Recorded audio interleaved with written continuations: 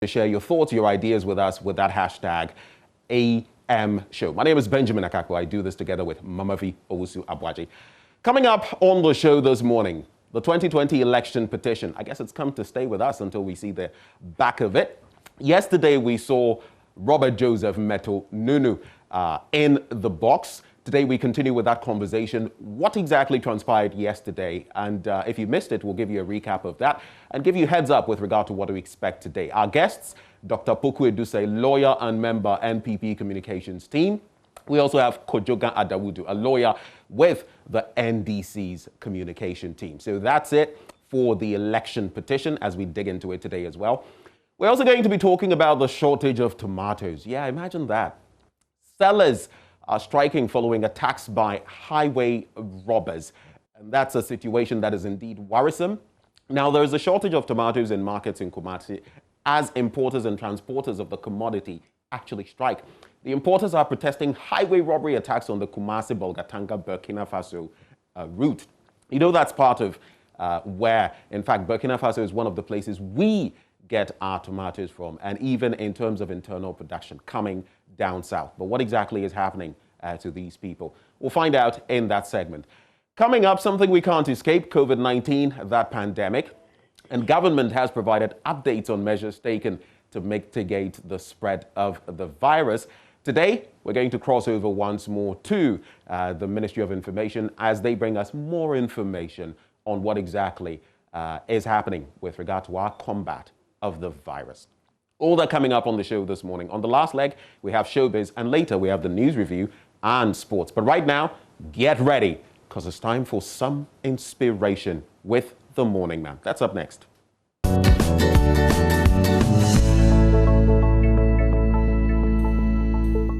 Got a great show coming your way, don't miss it. But first, question of the day. Are you a slave? Do you know, I was in a coffee shop not so long ago. While I was waiting for my 3 o'clock appointment to show up, I couldn't help overhearing the conversation going on between the two ladies at the table next to mine. The short, skinny one offered her rather rotund friend a plate of cookies. She giggled and said, "No thanks, I'm on a diet." There was a short pause, as if the scrawny one was waiting for her corpulent companion to say something else. And she did. With a swift lunge that belied her significant mass, she grabbed a handful of cookies from across the table and chuckled, "Oh, who am I kidding? I have absolutely no self-control." And with that, they both burst into squeals of East Legon accented laughter. I just sat there quietly smiling into my smoothie thinking, how many times have I myself said and heard others say those exact words, "I just can't control myself." Or, "As for me, I know the right thing, Una. My problem is the will to do it." I wonder if we realize what we're actually saying when we utter such expressions. You know, saying you can't control yourself is the same as saying you need someone else to exert authority over you. It's like saying you don't have a mind of your own. It's like saying you are a slave. Now, is that true? Are you really a slave to your desires? When we say we have no self-control, are we confessing that we do not possess that singular thing which separates us from baser animals? Do we really have no will? Or are we just making excuses so that we can indulge in the things we know are bad for us? You see, the truth is, you do have self-control. You have just been giving yourself reasons not to use it. Let me prove it to you. Imagine you are in the middle of one of your temper tantrums. You know, you are a slave to your anger. Someone at home has done something silly again and you are really letting them have it. You know, fire pouring from your nostrils, smoke coming out of your ears. You are expressing your red hot anger at the top of your voice. Then suddenly, someone knocks on your door. I bet it would take you less than a second to gain control of yourself and answer the door. 1 second from raging maniac to gracious host or hostess. Now tell me that is not self-control. So from today, let's break away from the chains of bad habits and destructive self-indulgence. You are not a slave. You are in control.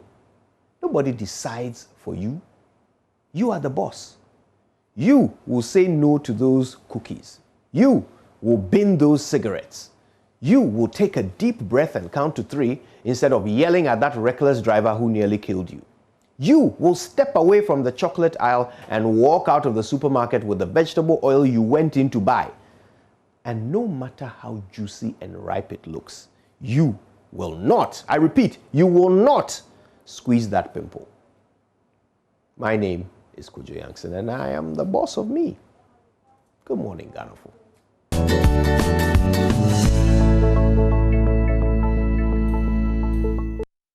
Hello, good morning, and welcome to the AM News with me, Mapisa CBD. Now, in our first story, there's a shortage of tomatoes in markets in Kumasi as importers and transporters of the commodity strike.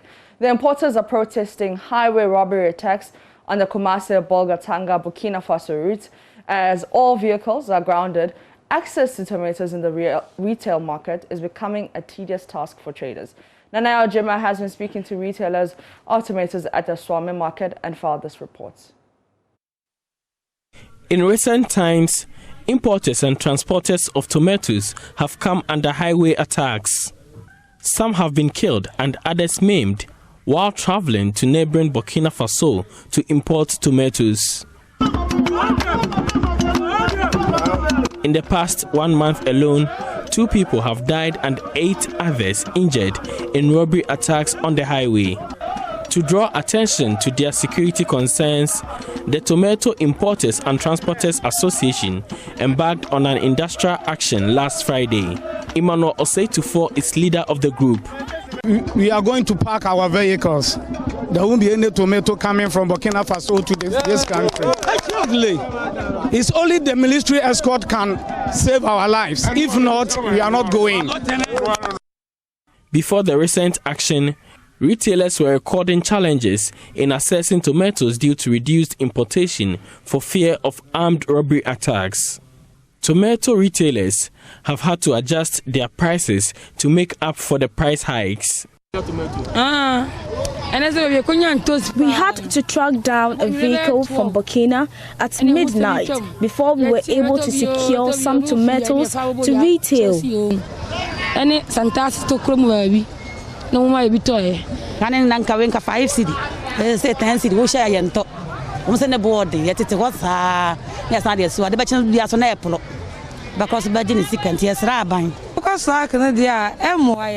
If they go on strike, it will affect our business, but they have to do so because their lives are at risk. We used to sell a pile at 5 cedis. Now it's going for 10 cedis, and our customers are not buying because it's expensive. They are getting rotten. 60 and 50. If they go on strike, we will go hungry, but they can't risk their lives.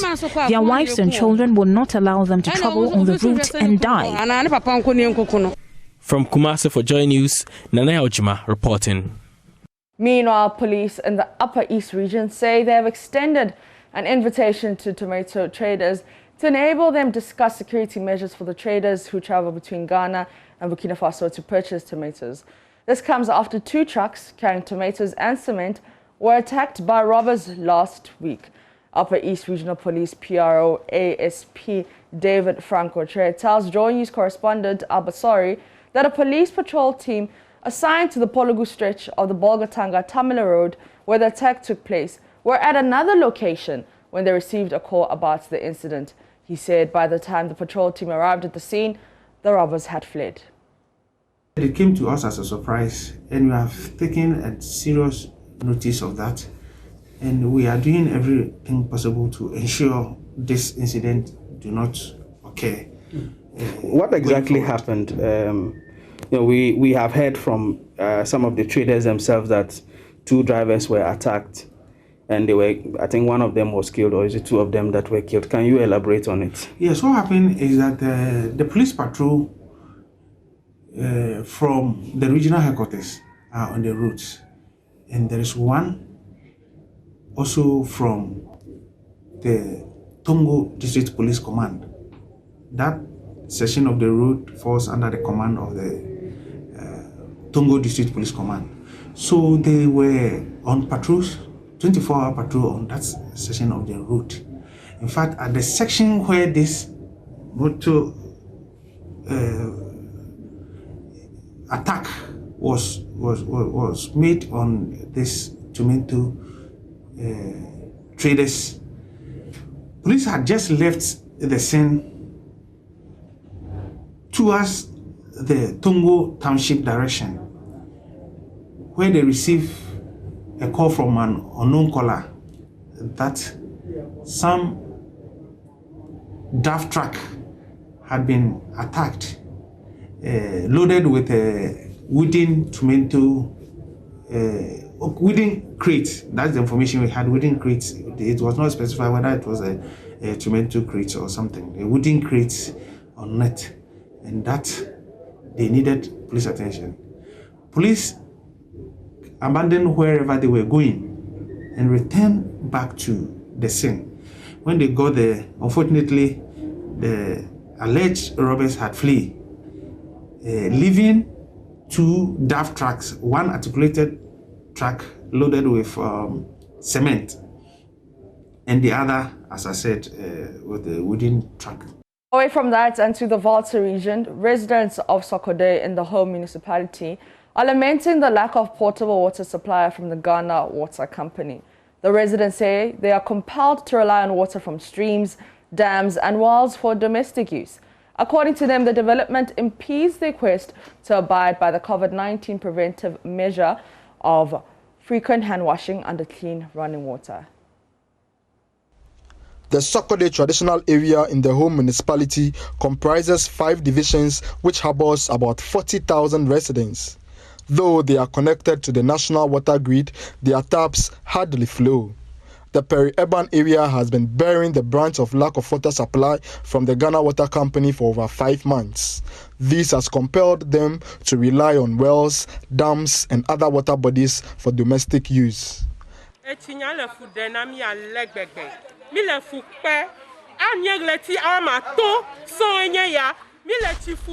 We have been enduring the lack of water supply for the past 5 months. Our children are suffering. We only get water when it rains. We are being educated to frequently wash our hands, but where do we get water to wash our hands? We are pleading with the government to ensure Sokode is supplied with water frequently.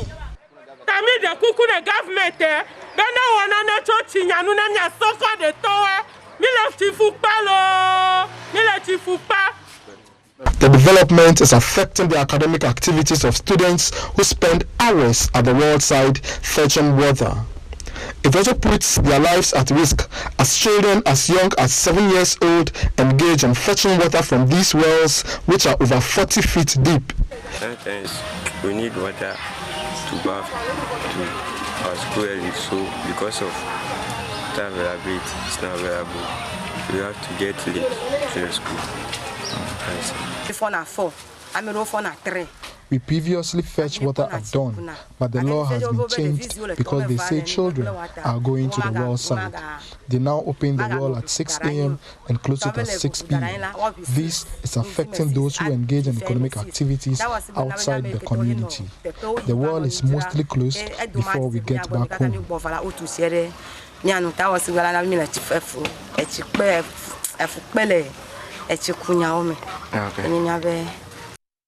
The residents are marveled by the inability of the Ghana Water Company to rectify the problem and supply their communities with potable water. They fear continued reliance on these water bodies might affect their well-being if the government continue to look on unconcerned. The assembly member for the Sokode Bogame electoral area, Mark Billions Bansa Dixon, indicated that several attempts to engage the authorities to resolve the challenge proved futile. There's this pump at Peve that serves the entire municipality, as in Home municipality. But I learned from 1993, since the pump was commissioned, the pump has never received a facelift. So 28 years down the lane, it is the same old pump that is serving the municipality. But you bear with me that 28 years ago, the demographics within Ho municipality is not cannot be compared to the very demographics we have in 2021. So it means population size has increased, there's pressure on the pump. The residents are, however, hoping the authorities would listen to their plea and come to their aid within the shortest possible time. Fred Kwame Asari, Joy News, Sokode. Now, health authorities in the Bono East region are worried facilities there cannot contain the rising number of positive COVID-19 cases. The region has recorded 845 positive cases with 15 deaths. Correspondent Anas Sabit has more in this report as he speaks to Regional Health Director Dr. Fred Adomako. If you look at the COVID situation in Bono East, it's not entirely different from what we are seeing in the country. But nevertheless, our numbers are not comparable to what Accra and Kumasi are experiencing. Since November, the middle of November, the figure that we had was static, was there till the beginning of this, actually the second week in January. So you can see, and this is quite deviation from the first case that we referred last year, where we had one and it took about 2-3 weeks before we had the third and fourth. And if you really look at our graph, you can see it's beginning to rise. And we know at least once you see about 15-14 people, you can project the people who are exposed. In terms of adherence to the safety protocols, Dr. Fred Adomako tells me the situation has improved over the past few weeks. The protocols, I must admit, is improving. It's really improving. Even among health workers, the places that have been, it's improving. But I think we really have to quantify. I think now people are getting it. But we are not where we want to be. The understanding is dawning on people that, look, COVID is really real and COVID kills. The young people can also get COVID now as compared to last year where people were doubtful in terms of what we were discussing.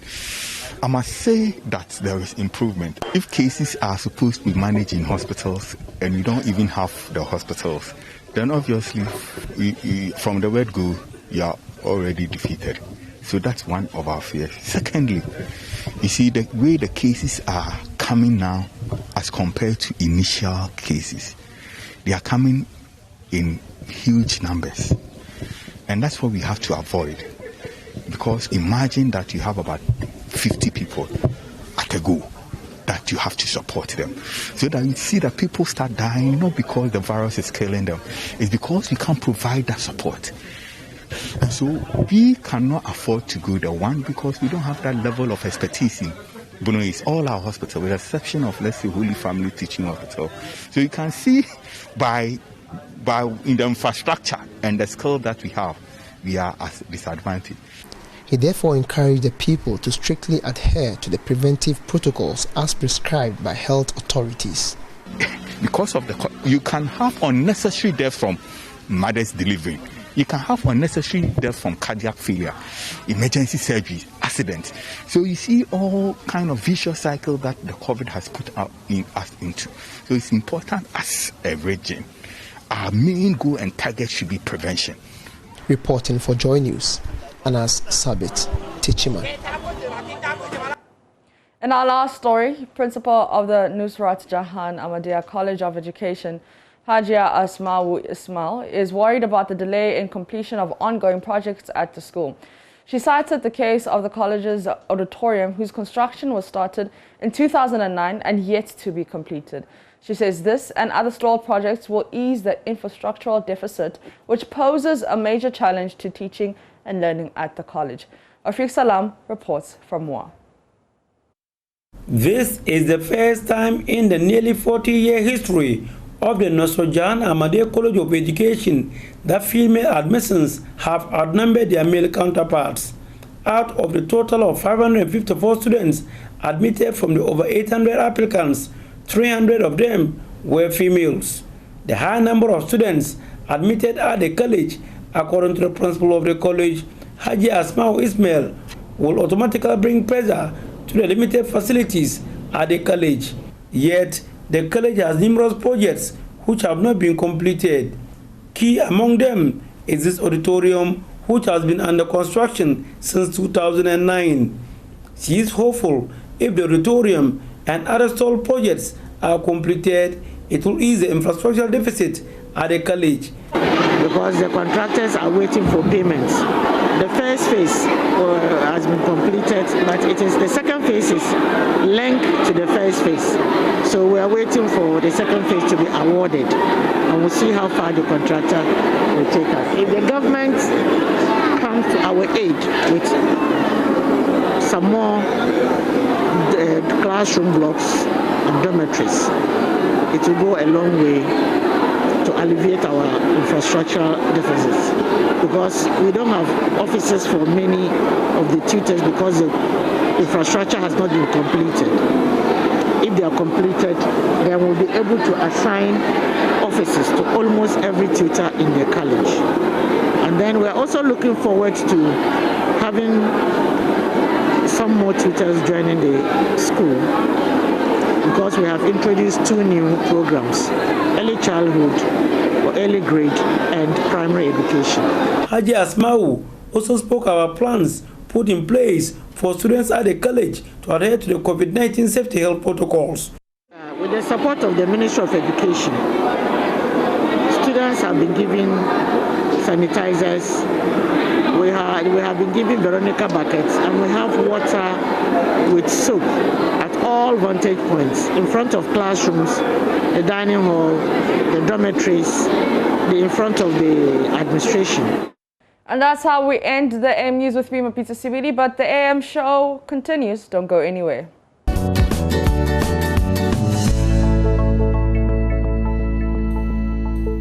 Hello, good morning. What, you don't want to say anything, like you? No, I'm just waiting. I'm just waiting for you. You're just looking. I just wanted to hear your voice. Yeah. I wanted to hear your voice as you intro the thing. It's like an intro on an album. What? You said to me on the show that you actually like me, except I don't know, huh? Well, you don't like me. The way you're going, I'm wondering what sort of slippery slope you're going down right now. No, nothing. Won't it be anymore? Okay. But you actually like girls with long hair. You remember saying that? I didn't know. No way. I never. Who had it? Never said that. You did. Yeah. Hey. What? Yeah. When? So let's do the court thing. This must have been on Friday. Was it Friday? So at this point in time, I'd like the witness to point to us exactly when I said this, at what time, on which show, on which edition of the AM show. I put it to you, Benjamin Akaku. And I put it back to you. On Thursday or Friday, you're actually... Well, I mean, it's not that fine. Okay. Please, I will not adduce any evidence. I'm not calling any witnesses. Oh, but didn't anybody hear that? Okay, listen. I think you were honestly don't remember. On my dress. So this must have been Thursday, but sometime last week. Really? Yeah, you said your dress is nice. Okay. Are you sure you didn't see me somewhere else, dream or something? Massa, you were here. Ayo. And then you said, like I like everything except that I usually like long hair. Oh, see, I have a witness who remembers. No, I think it's our director. This is a staged witness. No, it's not. You know why I brought it up today? Because I was telling myself, but Mama, why didn't you say anything when he said that? When I said that? No, but I think then you must have misheard. No, Master. I was right here with you. Because I was actually, I do remember last week, how come we started the news review and we're talking about hair? But what I recall from last week was that I said your hairstyle was not, you did something with your hair. Yeah. You remember? But then you did something different with your hair. Added, and I said it was lovely. But you added that you like long hair. No, I think I recall. It's not your hair I was talking about. What was it? You know the day you wore the flowery dress, yellow, blue, and I was talking about the dress. So I think I know you. That's why I couldn't recall. So how do you like your girls then? This is evidence I am not going to give because I am not in the box currently and she is not. Listen, I'm going to look for that. My lord, I refuse I will listen that claim. to every episode from Monday to Friday, and I'll find that and I'll cut it and I'll play it back to you. But anyway, how do you like your tea? Do you like tea alone? Do you like tea with sugar, with milk? Do you like it with biscuits? I like green tea with lemon, no biscuit. You can add rich tea. Right. Yeah. So how do you feel if you went somewhere and they offered you tea without biscuits? How do you feel? I will certainly not wait for 3 hours. That I know. My lords, they did offer me tea. Hey, you people, you are mean, eh? But not with the biscuits. You are mean. You are mean. Hey. You are mean. You know, they should have just offered them biscuits. Let's dig into the papers. That was just something little that was said, and it's become the headline. Hey! All right, people, let's do what we've been asked to do, which is go through the newspapers and tell you about the stories making headlines. We will try and do myjoyline.com also for you. It's a month of love. We're still in February. Don't forget. Don't let the election petition confuse you. I'll try and find his tastes, and we will put it here live. I've got the Daily Graphic newspaper, front page of the Daily Graphic. Election petition, Jid Mensah Makmenu won't testify. Respondent cancelled, tell courts what would finally be decided. I guess we will wait to see later today. You know, I can't wait for today to just wear on for me to hear how this will go. Because yesterday, monitoring this, look, honestly, I was sitting and laughing. I was just laughing at the antics in court and what, the legal brains would do. That's quite, how would I even, it's a bit of a risk, basically, what the MPP is doing in terms of, allowing this to go, saying they will not adduce evidence, and they are actually saying that the petitioner has not brought forth enough evidence to support his case, and so they can let go. Of course, if it backfires, then it could become a problem. And you saw Chachu vehemently opposing that, saying, no, Jid Mensah must be in the box. Today, we'll see whether she'll get to be in the box when the bench decides what the way forward will be. We're in 2021, so, it will be difficult to say that you're bringing people before you for contempt if you see the kind of artwork that people have done. I don't know. You have to go there. If the judiciary is mindful. Okay, let me stick to the papers. So there's manhunt for 2 policemen over robbery. That story is on page 13. A bit of that, the Accra Regional Police Command has launched a manhunt for 2 policemen suspected to have robbed 2 Burkinabes of approximately 1.22 million Ghana cedis. The amount is the proceed from 3 kilograms of pure gold the 2 Burkinabes sold to a client. The suspects are said to have attacked the Burkinabes at gunpoints at the Classic Guest House at La Paz in Accra. There's more on the robbery operation and then the arrest as well in terms of why they're looking for these 2 policemen. No need to fear COVID-19 vaccines. That's a call by Da Costa Abuaji. And then Graphic makes 4 appointment. I'll come back and celebrate one of them, who is a friend to us and, of course, to the show. But let's check our center spread. Galamsey activities in Western North Warren, according to Forestry Commission. And then beneficial ownership data will be confidential. That's Registrar General making that assurance there. The Ghana National Council for Private Schools has called on the Ghana Education Service to sanction any official of the Atebubu Municipal Education Office in the Bono East region who allegedly took money from its members before handing over personal protective equipment provided by the government for schools. This story about the Galamsey activities, we'll probably come back and do a bit more for you. On the back page, the Kumasi Metropolitan Assembly has allocated the Abinchi and Racecourse Market as temporary trading site to traders from the Kumasi Central Market. The move is to allow for the redevelopment of the Central Market to continue. And then robbers raid filling station, kill private security guard. There are 3 suspected robbers. They attacked the filling station at Ashauman yesterday dawn and allegedly killed a private security man on duty. The suspected robbers looked up locked up 2 female attendants in one of the offices at their Sherman Station pure water goil filling station after stealing an amount of 2,006 Ghana cedis. The rest of the story is there on the back page of the paper. Let's get into the Ghanaian Times newspaper now. It says it's the most authoritative newspaper. COVID-19 update, death toll jumps to 464. There are 765 new cases, 71,533 confirmed, and 6,411 active cases. Also there, police embark on another nationwide disinfection exercise. That's actually on page 18. And the Ghana Police Service has once again engaged Zoomlion Ghana Limited to disinfect all its facilities throughout the country. You can check out details of that story on page 18 of the Ghanaian Times newspaper. Appointments Committee starts vetting ministers designate tomorrow. Tomorrow being the 10th, the date that was slated for that exercise. It's in line with Article 78(1) of the 1992 Constitution.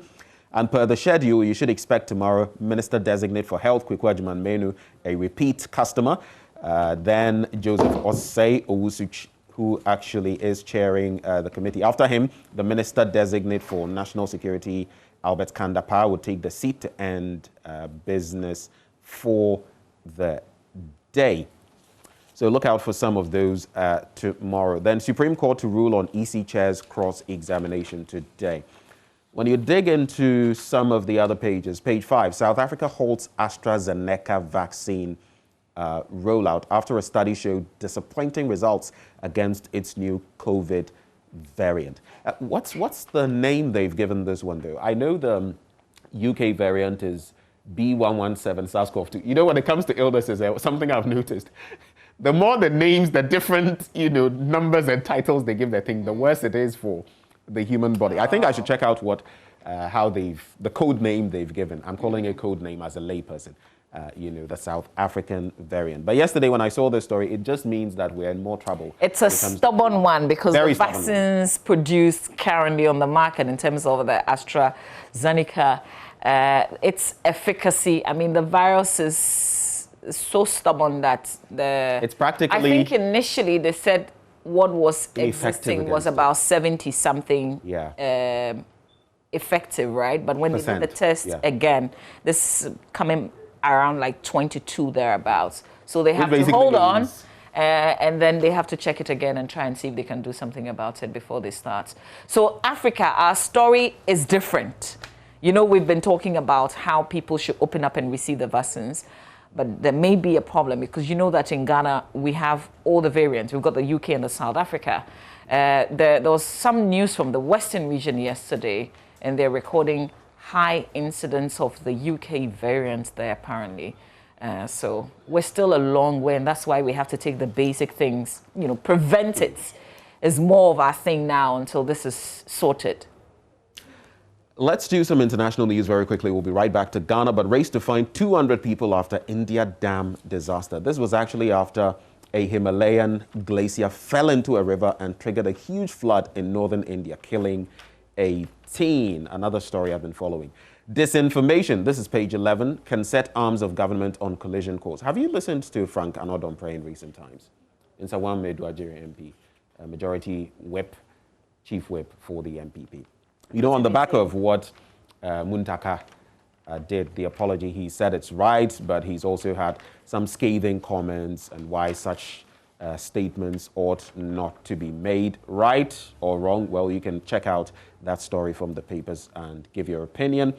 The middle spread of the paper, Foreign Minister Designate calls for consolidation of Ghana-Saudi relations. It also talks about the Appointments Committee tomorrow. Then on the back page, Zoomlion disinfects 10 institutions in the Bono region. That's it with the Ghanaian Times newspaper. All right, let's jump into the Daily Guide newspaper. On the front page, 2 senior high school girls faked kidnapping. You probably heard about the story of 2 students of St. Louis. How do you do that? How do you do that to your parents? Was it community? Did I read or listen to? I read the thing yesterday and I was distraught because when I read, it was, they had been kidnapped, this taxi, and I was thinking, oh, poor girls, and only 2, and I was like, hey. Yeah.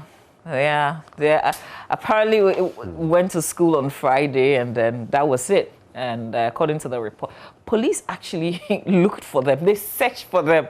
They were checking out on leads and following. And the sort of things they told that, I mean, the one sent a text, the other called that these people have caught them, and they they are doing things with them, and all of that. I mean, any parent, one of them collapsed, right? One of the parents apparently collapsed. I heard stories like that. Upon hearing, only to hear Sitiwa. Yeah. Apparently they were with their friends. Children of today. Male friends. And I heard somebody saying this morning that they should send them to the juvenile court and deal with them. How do you handle a situation like that? But listen, well, the juvenile teenagers, apparently they're like 13, 14. But this, I don't know what you can do to girls like this. They're teenagers. They have to make the mistakes and learn the lessons themselves. I don't know if there's any advice, honestly, that you can give them. They have to realize the situation themselves. Yeah, that's what I think. I don't have a teenage girl, so I don't know how to deal with this. I was offered tea, no biscuit. Rojo, easy. Nana not calling. Biscuits, no way. Why is this the headline? Okay, but we need these light moments in situations where everything is so tensed, Yeah. Charlie, but this one is like, I said I won't call my witness. What can you do? I guess that's where we've gotten to. It's not like the courts summon her to come and answer questions. So we'll see how this one goes. And it was quite a banter with Chachu yesterday with regard to, precedent and what might have happened and whether there is this, how would I even put it? Whether Jean Mensa necessarily must. Of course, you must prove in court why she must, come and take the box. If you really feel that she ought to be in the box, because here are the petitioners, and they are saying, well, you've made your case. We are not going to do that. But honestly, for me, I feel that to bring closure to this entire matter and to take away any doubts, if she did, I feel it would be a positive thing. I'm not dictating to the members of the bench, the Lord Justices, but I'm thinking that to dispel any doubt from people's minds, I think if she took the stand and if she were quizzed on what exactly happened on the day, I think it would be good for Ghana. I think. I remember something that one of the justices during the review of the interrogatory's decision, and she suggested that Chachu Chikata could ask those questions during cross-examination. Yeah, true. At the time, the response was that if you say the questions are irrelevant, how do I then ask during cross-examination? But now I'm thinking, the decision has not even been made, right? But here we are. So if they miss the opportunity on the questions, will they miss this one as well? That's a big one. But is this the end of the road in terms of all the courtroom action that I put it to you? It would be sad if this it would be too quick. It would be like enjoying a very good meal and all of a sudden having the meal whisked away from you because, Chalina, for some of us in that setting, we want to see more. Sometimes they say the best is the quickie. All right, let's the best is the what? Center spread of the daily. The best is the what? I'm not going to let you. Do a playback. Rewind.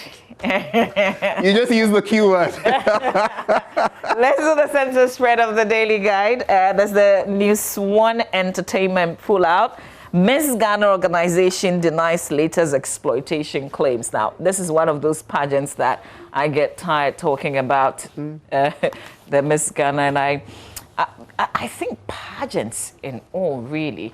But I've got to say big ups to Sule Montari's wife. Yeah. She does she got the franchise for the Minaye. Exactly, for the Miss Universe.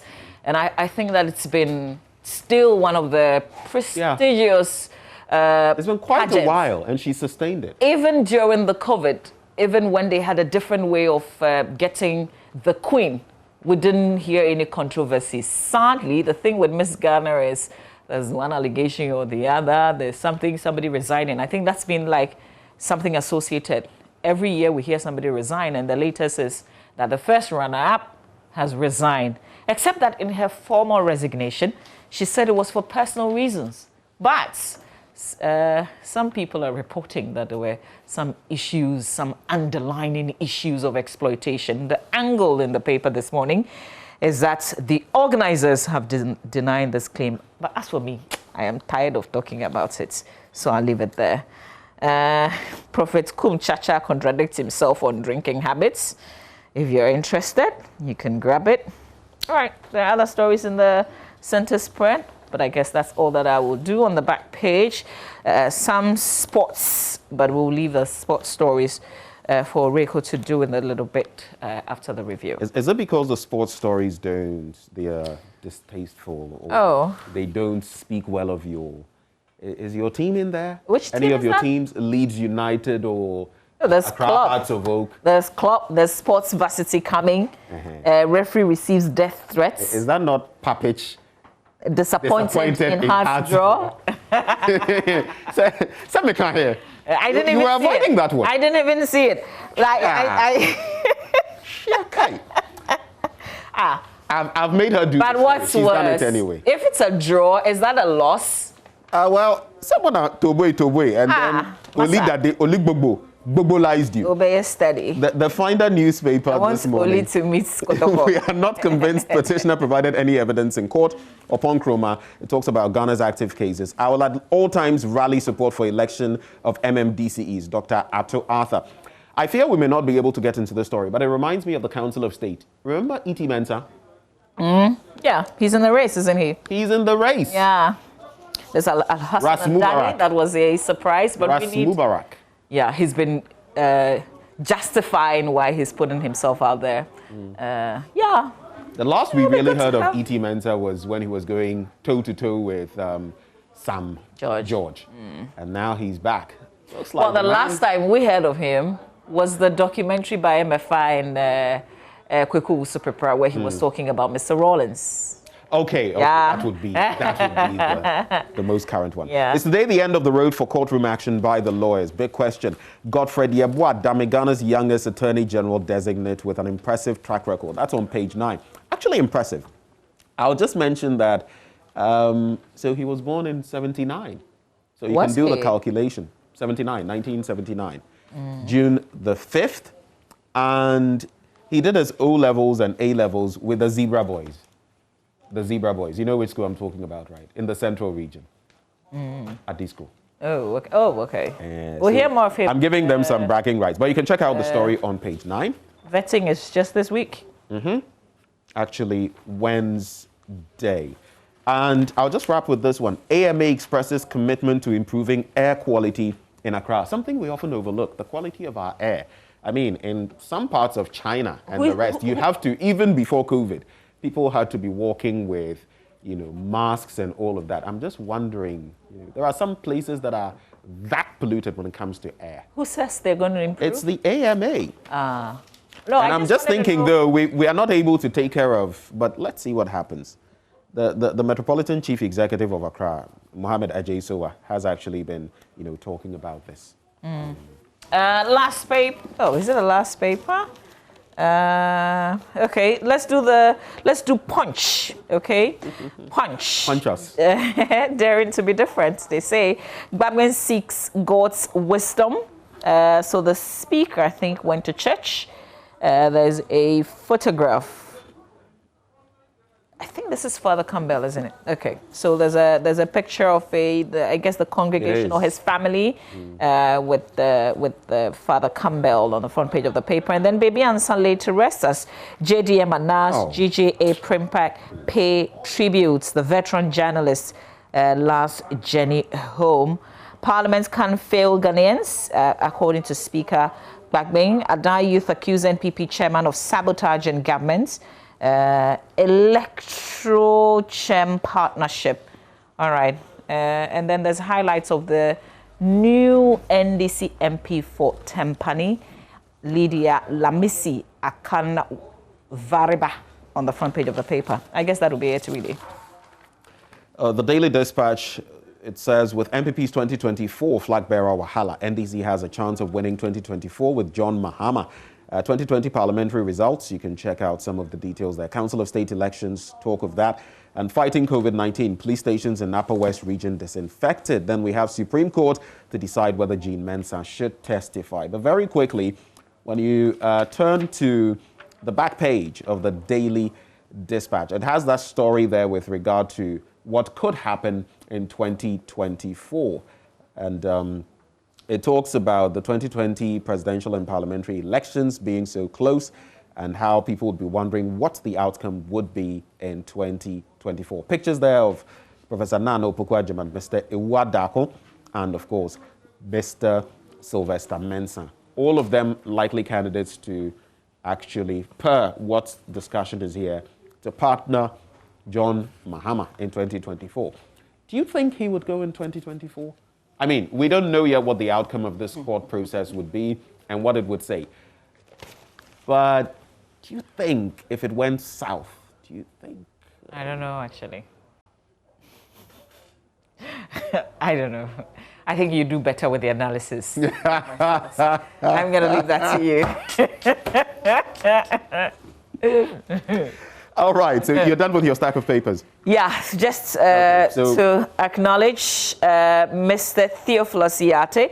He's now Deputy Editor, Daily Graphic. He used to be the editor with the graphic business. And when we went outside sometimes, because of our collaboration with them, with the Stanbic Bank graphic business breakfast meetings, you know, he would be really, really nice to us. We want to say congratulations from us to you. Uncle Theo, on your new appointment, we wish you well, and I'll be praying for you as well. Yeah, not only her, not only will she be praying for you, we shall all be praying for you. And in fact, I'm booking our next appointment where we're going to have tea, but tea with biscuits. You can't give us tea without biscuits. Oh, so no. Uncle Theo will be coming by. Uncle Theo will treat you to more than just tea and biscuit then. You will have proper English breakfast, full course. We wish Mr. Brimpong Eugene Dache Hene a happy, happy birthday. He's municipal director for NSS New Jabbing South, Kofrodia. Is from Corporal Bright Asamoah, who's with the Ghana Police Service. So happy birthday to you, sir. Enjoy your day today. Mama V, yes, sir. Yeah, we have a Dachi Hine here. Dachi Day. Dachi Hine. Okay, all right. What, did I say something wrong? Oh, no. I just wanted to repeat. Echo, bring the name down, let me see. It's Dachi Hine. Yeah, but I said Dachi Hine. Okay. I did well. I was seeing it for the first time. Mr. Brimpong Eugene Dachi Hine. Happy birthday to you, sir. Don't mind Ben. He wants to spoil the dedication, but I will not let him. You just saw myjoyonline.com. Ben, over to you. Well, election petition, EC running away from cross-examination. Chikata alleges there's EC sacked me actually from the strong room. That's Rojo Metul-Nunu. There's also, we do not intend to call any witness upon Kroma, saying that 37 more COVID-19 cases recorded at Akosombo International School. Ew. U.S. Embassy postpones visa appointments amid COVID-19 surge. You should see the statement on that. Photos, MPs dance their hearts out after orientation at Aqua Safari in Chile. EC has an obligation to account to Ghanaians on anomalies appear upon of the NDC's legal team. CJ makes passionate pleas for lawyers to stop post-hearing media engagement. Mama V, that's still in the picture. And then Akufo-Addo came to court with over 11,000 pink sheets and evidence in 2013 upon Kroma. The confusion, though, is that the other lawyers are not lawyers on record. They are not lawyers on record. Not like Frank Davis or Yao Pong in this case. And nowadays, you see them, I mean, upon Kroma would be in a suit. News file was mentioned. I mean, yeah. So they're watching. Yeah. And the justices are watching, apparently. And Akwesi Parker Wilson has been... Yeah. His name has come up a few times. I think now he's rolling with the justices of the court and he's feeling... you know, Mr. Manuvo said to Rojo, your best reporter. Something like that. Yeah. Your favorite reporter, something like that. And I was like, oh, my God. Okay, listen, stay with us. We will bring you the courtroom action. Today, you don't have to miss our election petition updates because It may all end today, may not, but how are we going to progress? Today is make I'm or excited break. about it. So Make or break. So we'll see how that goes. You have to join us. The court sits at 9:30. We'll start our broadcast from 9 a.m. Our COVID cases are also seriously going up. There is a press conference at 8. We will bring you the latest update on that. But we have to make way now for some sports here on the show. Stay with us.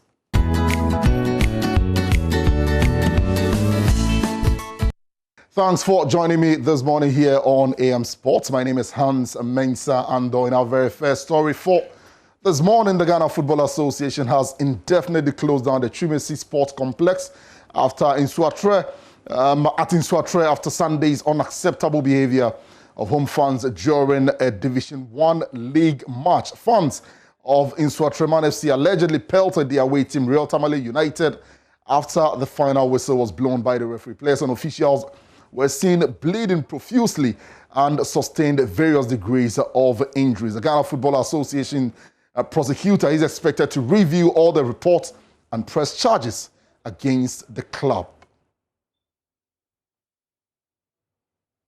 Quite quick, right after the game and when these incidents were happening, we managed to get footages and pictures of this, and then we kept them on some of the platforms we know will go straight to the Ghana Football Association.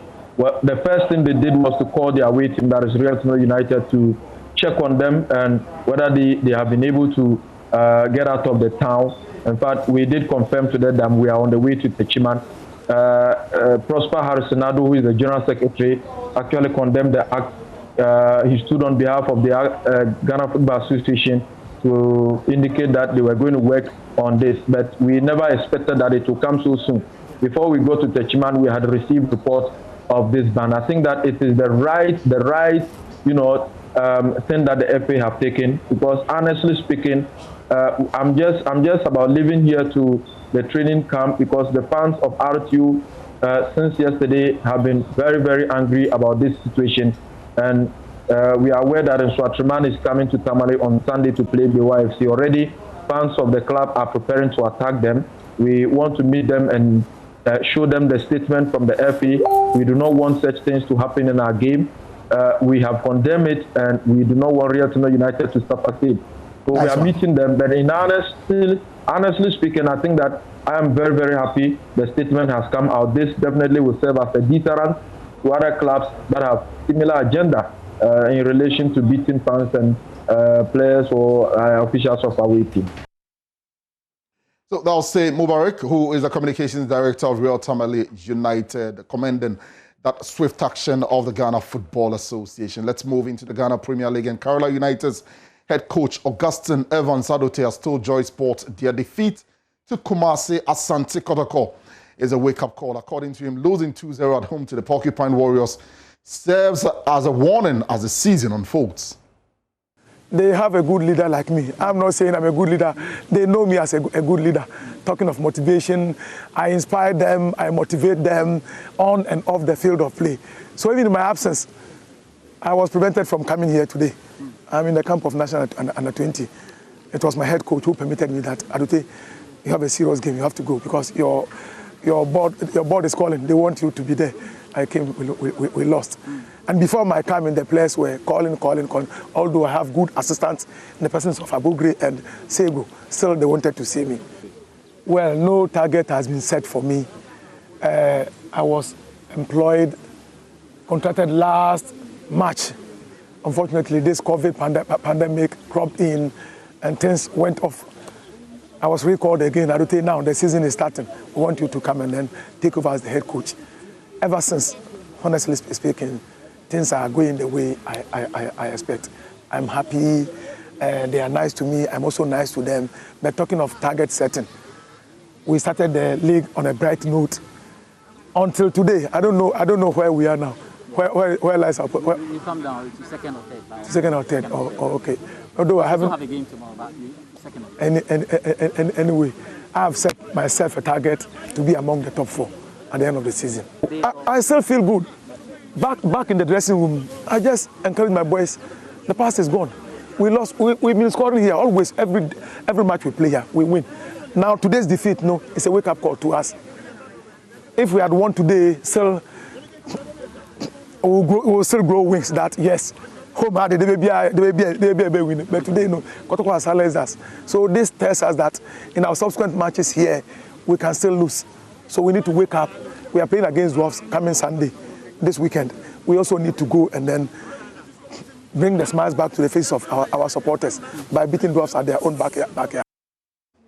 Augustine Evans to being magnanimous in defeat and whipping up the confidence in his charges. Now, Communications Director of the Ghana Football Association, Henry Asante-Twum, is explained why the football governing body has banned some match venues in the ongoing Ghana Premier League. So some clubs have been banned from playing their home matches with supporters taking part. The FA took the decision to ban Hearts, Mediama and now Kerala United for flouting the association's COVID-19 match day protocols. Mubarak Haruna has the rest of the story. The 2020-2021 football season commenced in mid-November last year as matches were played behind closed doors due to the spike in COVID-19 cases. However, in January, fans were allowed to return to the various stadia after government lifted the ban on a condition that only 25% of fans will be allowed with strict adherence to the COVID-19 protocols. In the last 15 days, Accra House of Folk, Mediama Sporting Club and Kerala United have failed to enforce fans to adhere to the protocols at their respective home grounds. As a result, the aforementioned clubs have been penalized by the GFA to play their home games behind closed doors until the disciplinary committee comes out with a ruling. The Ghana Football Association Communications Director, Henry Asante-Twum, believes the culpable clubs have themselves to blame. For the start of the league, we put a document together. The medical committee of the FA, led by Dr. Baba, put a detailed document as regards the role of clubs and the safety and security officers of the various clubs. House of Folk versus Olympics, that was not respected. So the issues are different. The House of Folk Olympics game, there were multiple of, indiscipline. First of all, they sold more than the allocated tickets of 25% out of the 40,000 capacity. That was wrong. Secondly, social distancing protocols were not followed judiciously. When Mediama played against Hearts of Folk, yes, we had our eyes at the Akun Park in Takwa, and what we observed was that Veronica buckets were provided, fans were in nose mask, but as soon as they entered the stadium, some of them removed it. We have seen pictures where the fans is either they've dropped it to the jaw level or they don't have it at all. And they were sitting side by side, toe to toe. Those who were standing, at the other side of the pitch were also close to each other. It's not that we are against anyone. It is not that we hate any club. The flouting of the COVID-19 protocols has been blatant, especially in big games, namely the Manchester Derby between House of Folk and Great Olympics. Mediama Sporting Club's 1-0 win over Accra House of Folk and Kerala United's loss to Asante Kotoko in Anyenase.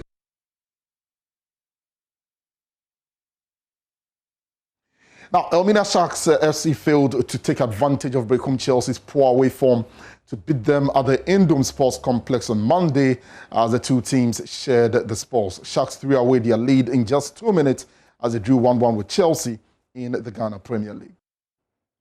Head coach of Elmina Sharks, Yao Champon, could not hide his disappointment after the game, while his opposite number, Seth Hoffman, was elated about the performance of his team but attributed the draw to the nature of the playing surface.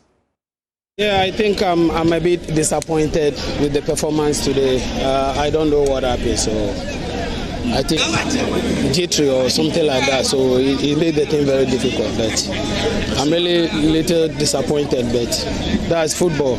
Something like this happened in football. So, but let me tell you, let me congratulate my boy. My boys, they play tactically. They were tactically disciplined on the field of play. The system of play works, and everything was successful for us. Unfortunately, those two chances that Kofi Owusu and Safo got because of the pitch there, they misplaced their chance, and we'll just go into our drawing board and work on for our next game, our home match. That's it for sports this morning, but stay with us. Joy Sports on all the platforms here on TV, also on Joy 99.7 FM, and of course on myjoyonline.com. My name is Hans Mengsando. Go on and have a lovely day.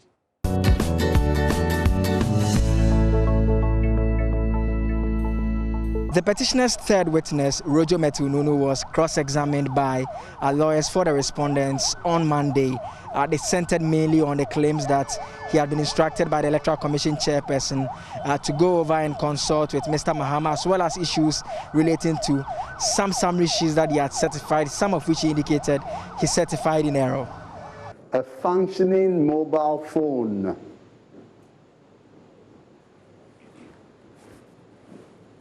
Yes, I had an iPhone that was functioning. Yes. And indeed, it was the same phone that you allege you used in an attempt to reach the EC chair.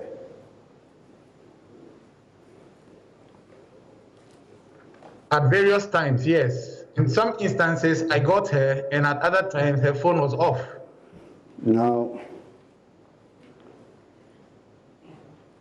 I'm putting it to you that nowhere in your witness statement do you demonstrate with numbers how your alleged errors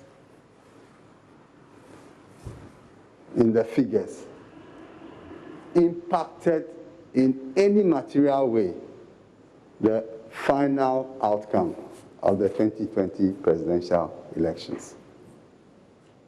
Nowhere. My Lord, it's not a matter of figures. It's not a matter of figures being put in my witness statement.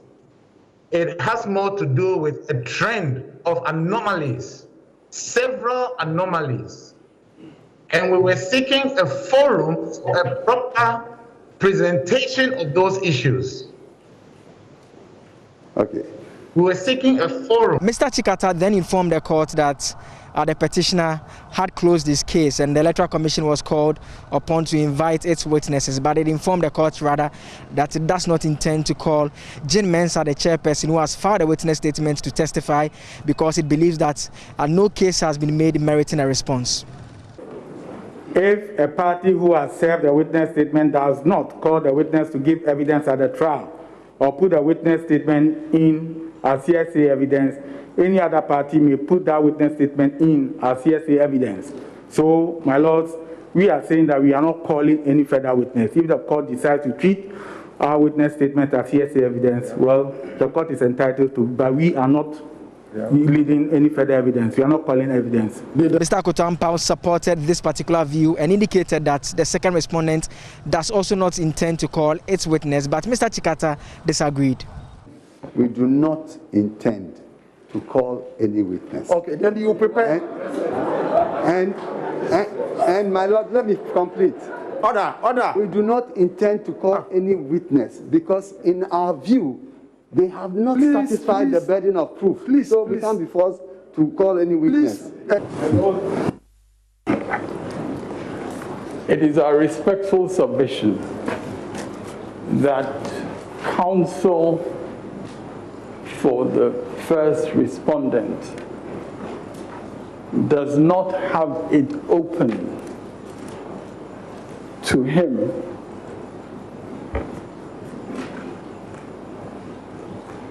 to take the course that he just proposed to this court. Order 36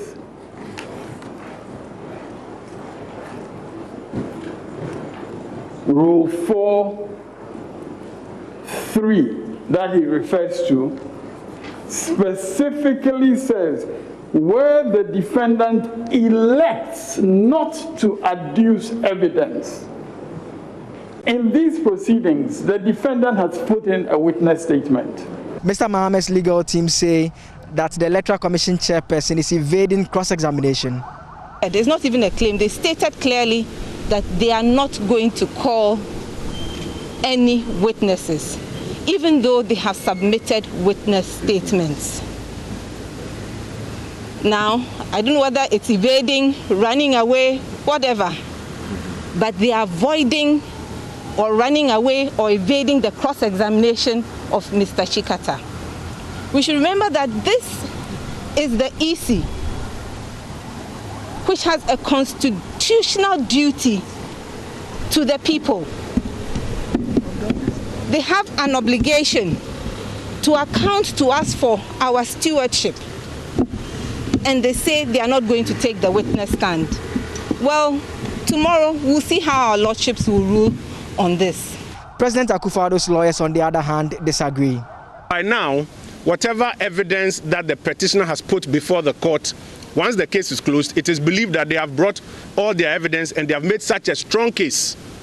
And so it should actually be to the disadvantage of the respondents if they say that they don't even intend to call witnesses to adduce evidence.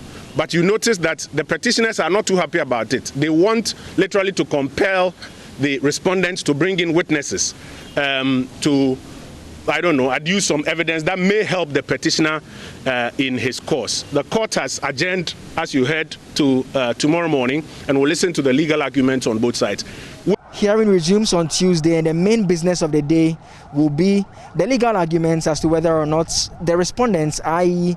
the Electoral Commission and President Akufo-Addo, whether or not they can opt not to call witnesses onto the stand to be cross-examined in court. Reporting for JoyNews from the Supreme Court, my name is Joseph Akable.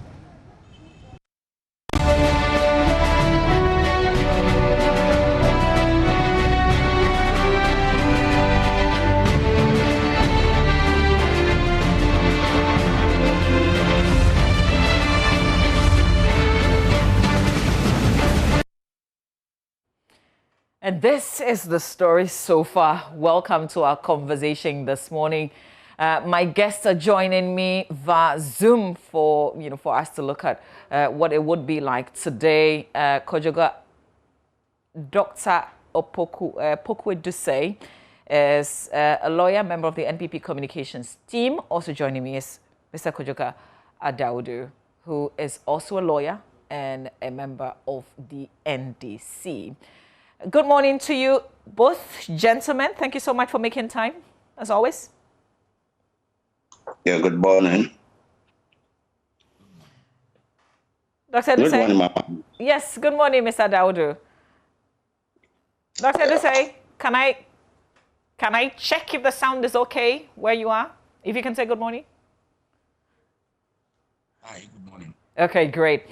Mr. Daudu, I want to start with you. First of all, what value does cross-examining the second respondent's witness add to your case? When I say your case, the petitioner's case. Let me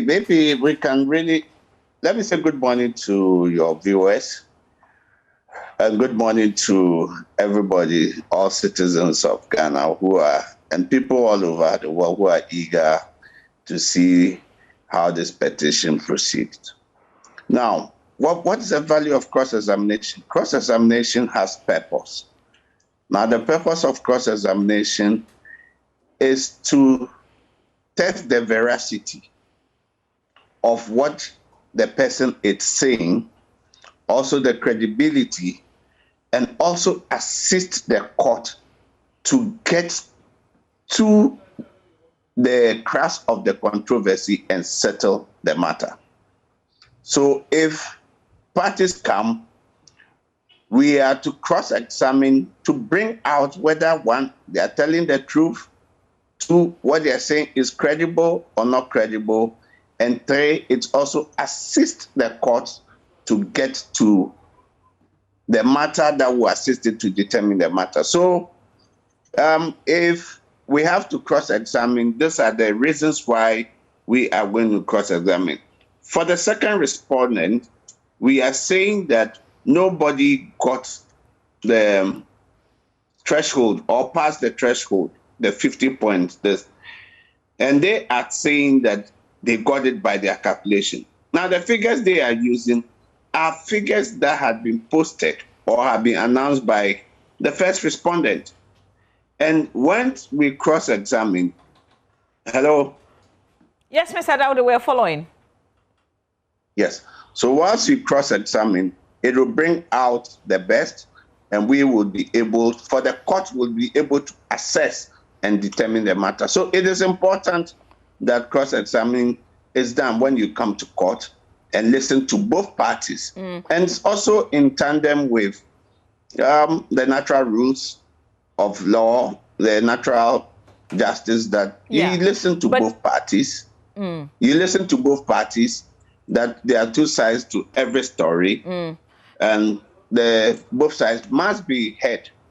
Yeah, but and I have to stay with you again. So what value specifically would the EC's witness have brought to your case? If you say the value, the EC's case, you know, the EC has denied. We have come with a petition. In their answer, they've denied a lot of the irregularities. She said she's followed due process. She's followed through the collation right from the polling station to the national. And we are saying, no, that has not been the case. So they have filed an answer to our petition. Now, they've also filed witness statement saying this is what I'm going to say in court. So if we put her to the test, it will bring out the credibility. It will bring out whether it is true, what she's saying is true or not, whether there were irregularities. And if the irregularities were there, does it affect the declaration? So that's what is going to happen if we go through cross-examination with her. All right. Stay with me, Mr. Daudu. Let me go to your colleague, Dr. Poku Edusei. Are you evading cross-examination? After all, the petitioner put his witnesses there for you to cross-examine. Why can't you do the same? Why are you ending it now? Good morning. I'm moving a bit, so maybe just about a minute or two, I should be able to settle. Okay, so let me let you settle. Let me still stay with you, Mr. Daudu. You couldn't get the interrogatories through. There are 12 questions that you wanted to put to the EC. That was denied. I'm not sure the status of the facts that you also wanted the EC to admit. I guess that's also a no-show. So yeah, that was. So it tells you. It tells you that we are seeing some of the lapses in the legal parlance, we'll say lacuna, by the application of the rules. Whilst the application of the rules is being done, like it stated, the Supreme Court still has the power of a High Court. That is why the High Court rules are used as in complement to the rules of the Supreme Court. Now, it is, whilst the interrogatories were being asked, I think you could hear from the court itself that those questions can be asked in cross-examination. So even if we deny you, does not mean that there is a part that those questions cannot be asked in cross-examination. Two, if you watch, the rules of the High Court were being applied. It gets to a point, the court says that we will not apply this specific rule for few reasons. Now, they are also relying on the High Court rule. So it is becoming like we want to choose which rule to apply and we will not apply the other rule. Because when you look at the request to admit, it is the High Court rule that is being used. Now, it must be seen, and when justice is being done, it must be manifestly done for people to see. Do you apply one of the rules in the same rule book, and another time you say, I will not? Now, the essential of this is that if you look at their witness statement, which they are saying at the material moment is not evidence, is as a result of the lapses that we are having in CI 87, which says that there should be pre-trial case management conference And this has been done. So you would find out that there are lapses when it comes to the High Court rules and the CI 78, what it says. At the same court, whilst it was not even admitted as evidence, the witness statement, in cross-examining the witnesses for the petitioner, the court, they applied, and court also allowed them to use some of their exhibits to cross-examine the petitioner's witness, when in actual fact, it has not been an evidence, but the court said, you can use those documents. When it comes to the time, we will admit them as evidence. But for now, you can identify it and use it. That's where they said, if it was an issue of oral evidence, he was saying, can't you tender the document through him? So you get to see that there are lapses when it comes to the CI 87, which has brought the pre-trial or the case management regime and the High Court rules. And the application of it is not smooth, it's not even as it is now because of the lapses.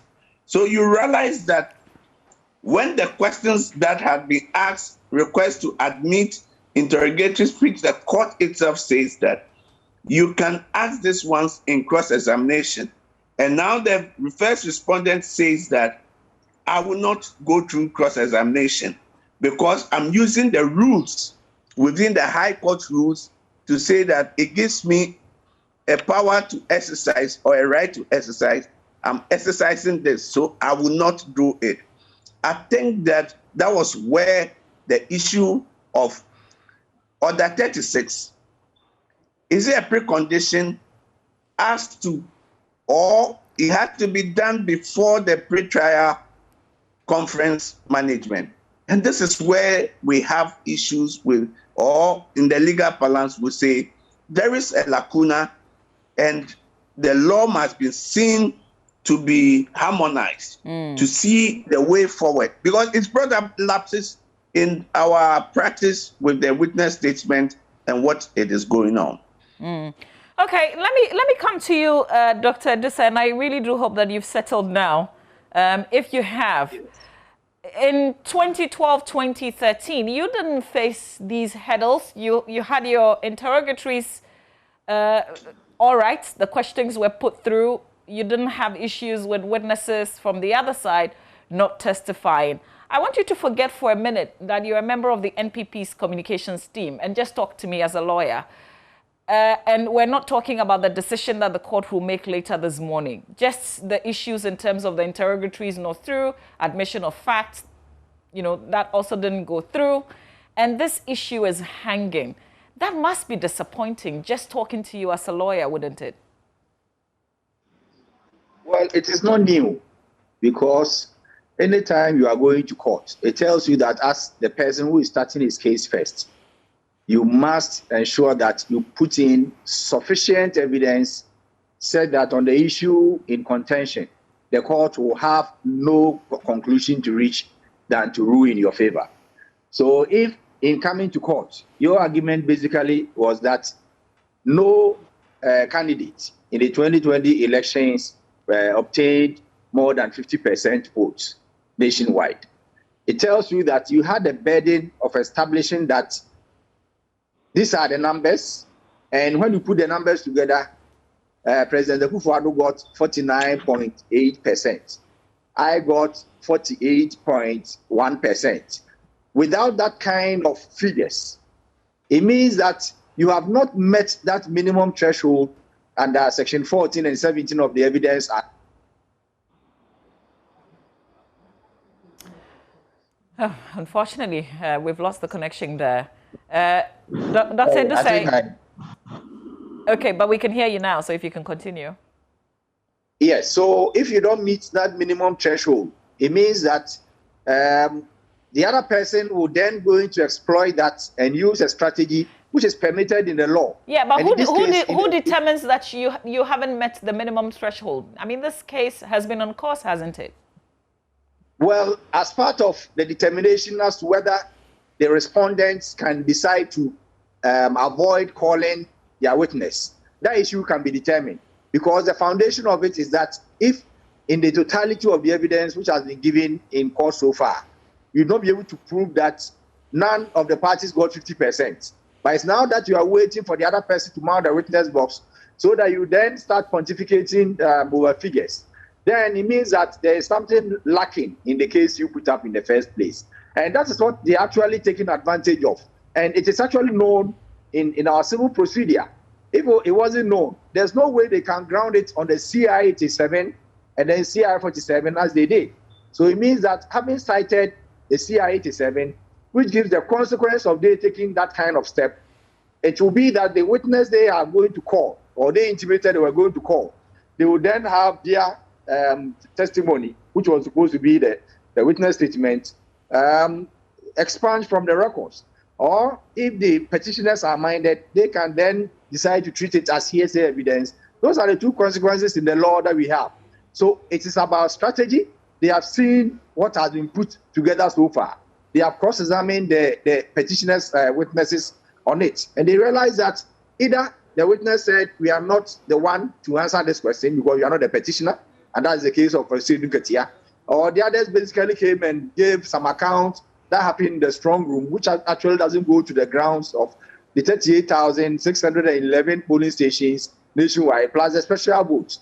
So that way, they think that there's nothing undermining their case, and they are taking that risk of putting every matter before the court to say that decide the matter at this point. And if they are successful, the case will then come to an end for the court to then decide to assess whether there should be addresses going forward. Mr.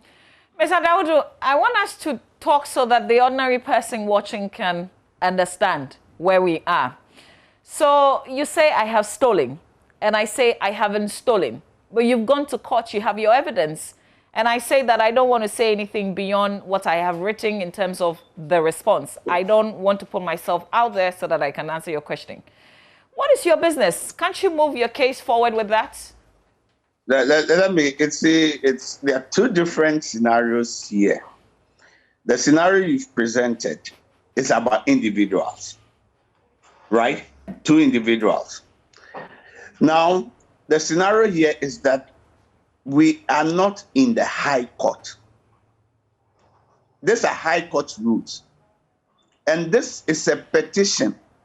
It's a specially crafted jurisdiction that will go to the court, and it has its own procedure by which you go to court. And this is the Supreme Court, the apex court of the land. Now, with the performance of a duty which has been imposed on a public institution, where we know that all public documents are stored, and we are talking about the performance of a duty that has been imposed, and nobody can perform that. So it is about the office. It's about the institution.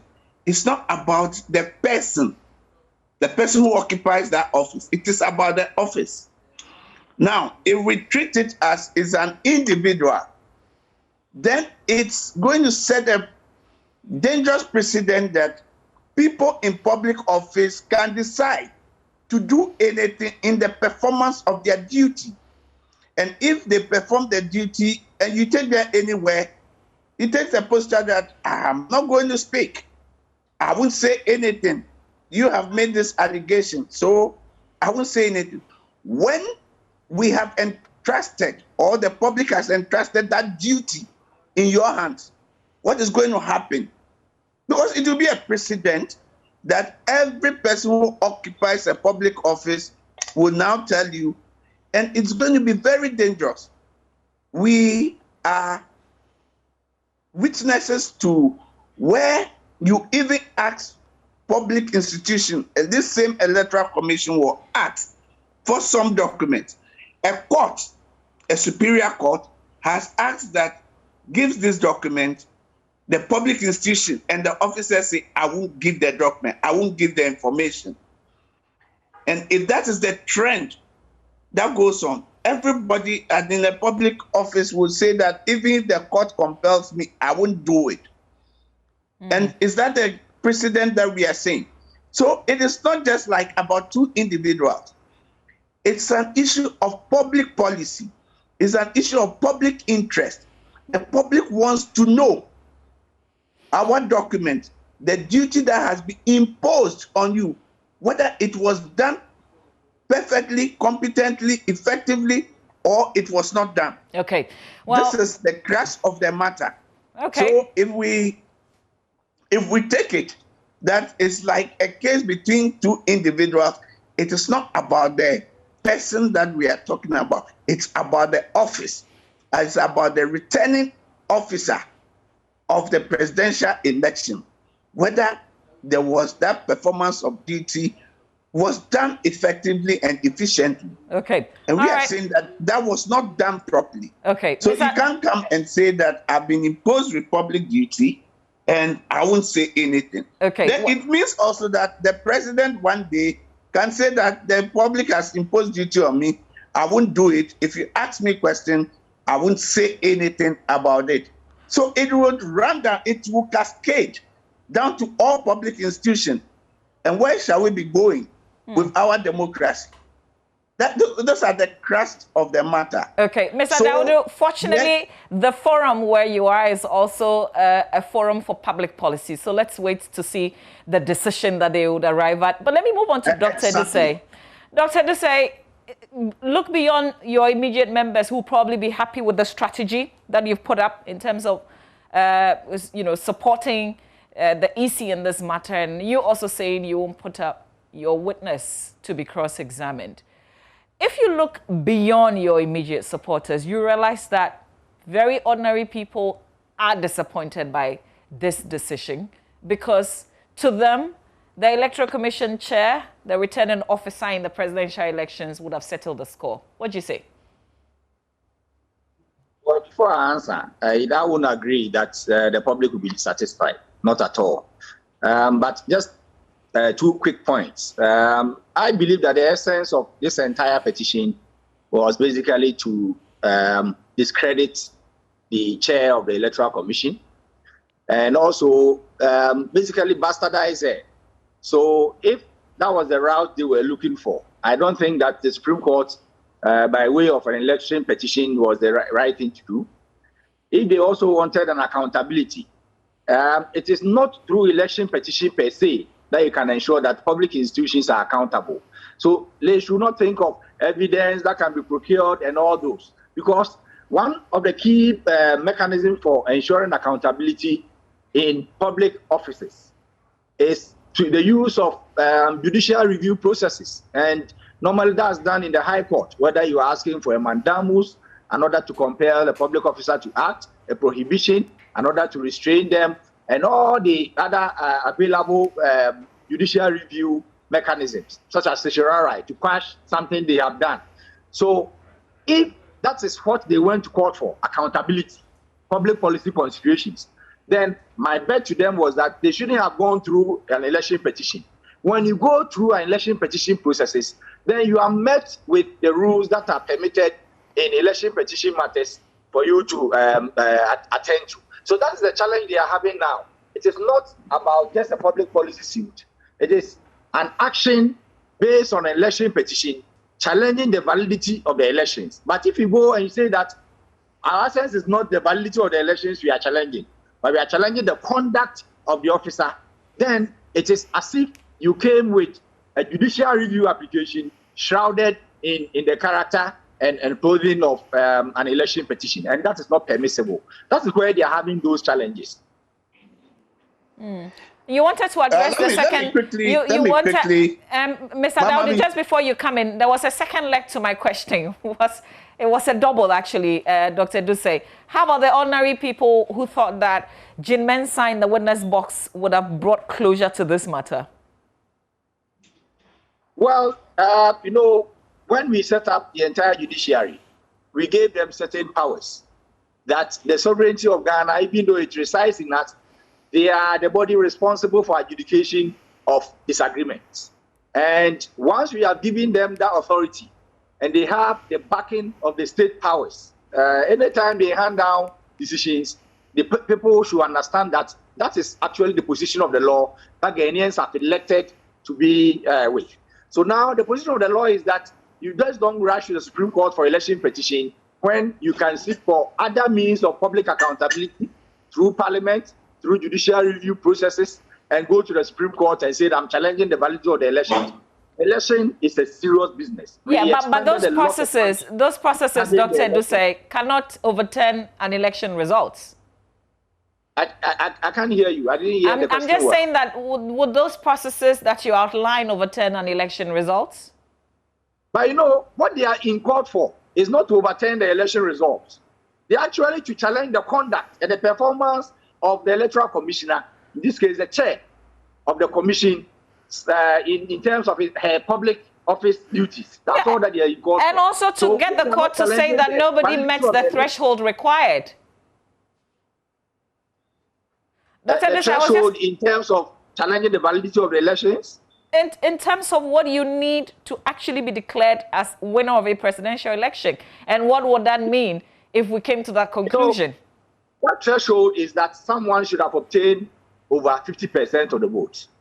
And the gazetted document on the 9th, I think on the 12th of December, clearly states that the president now got more than 50% of the votes. So that's all that the Electoral Commission is supposed to show. But they want to go into the numbers that were put out on the 9th, on the 10th, in terms of their press releases. And I'm saying that that doesn't go to the core of the voting and counting, as well as the collation that took place in 38,611 polling stations nationwide, constituency region. So if it doesn't go to that core, it means that you have not made a case, because when you came, you said that no one crossed 50%. You should have then tabulated that in Ayesuano, the numbers were 39,000, but you realize that they are counted with 40,000. In Kumewu, the numbers were this, they are counted with this. When you're able to give those numbers, then the respondents will have no other option than to call a witness to come and actually give his version. Other than that, it means that there's no other version than what has already been put out there. Okay, that's where the challenge. Mr. Daudu, you wanted to react? Yes. Let me quickly say that whilst we are in court, our case is the constitutionality of the declaration. That is one of the cases. We are not in court because of accountability. No.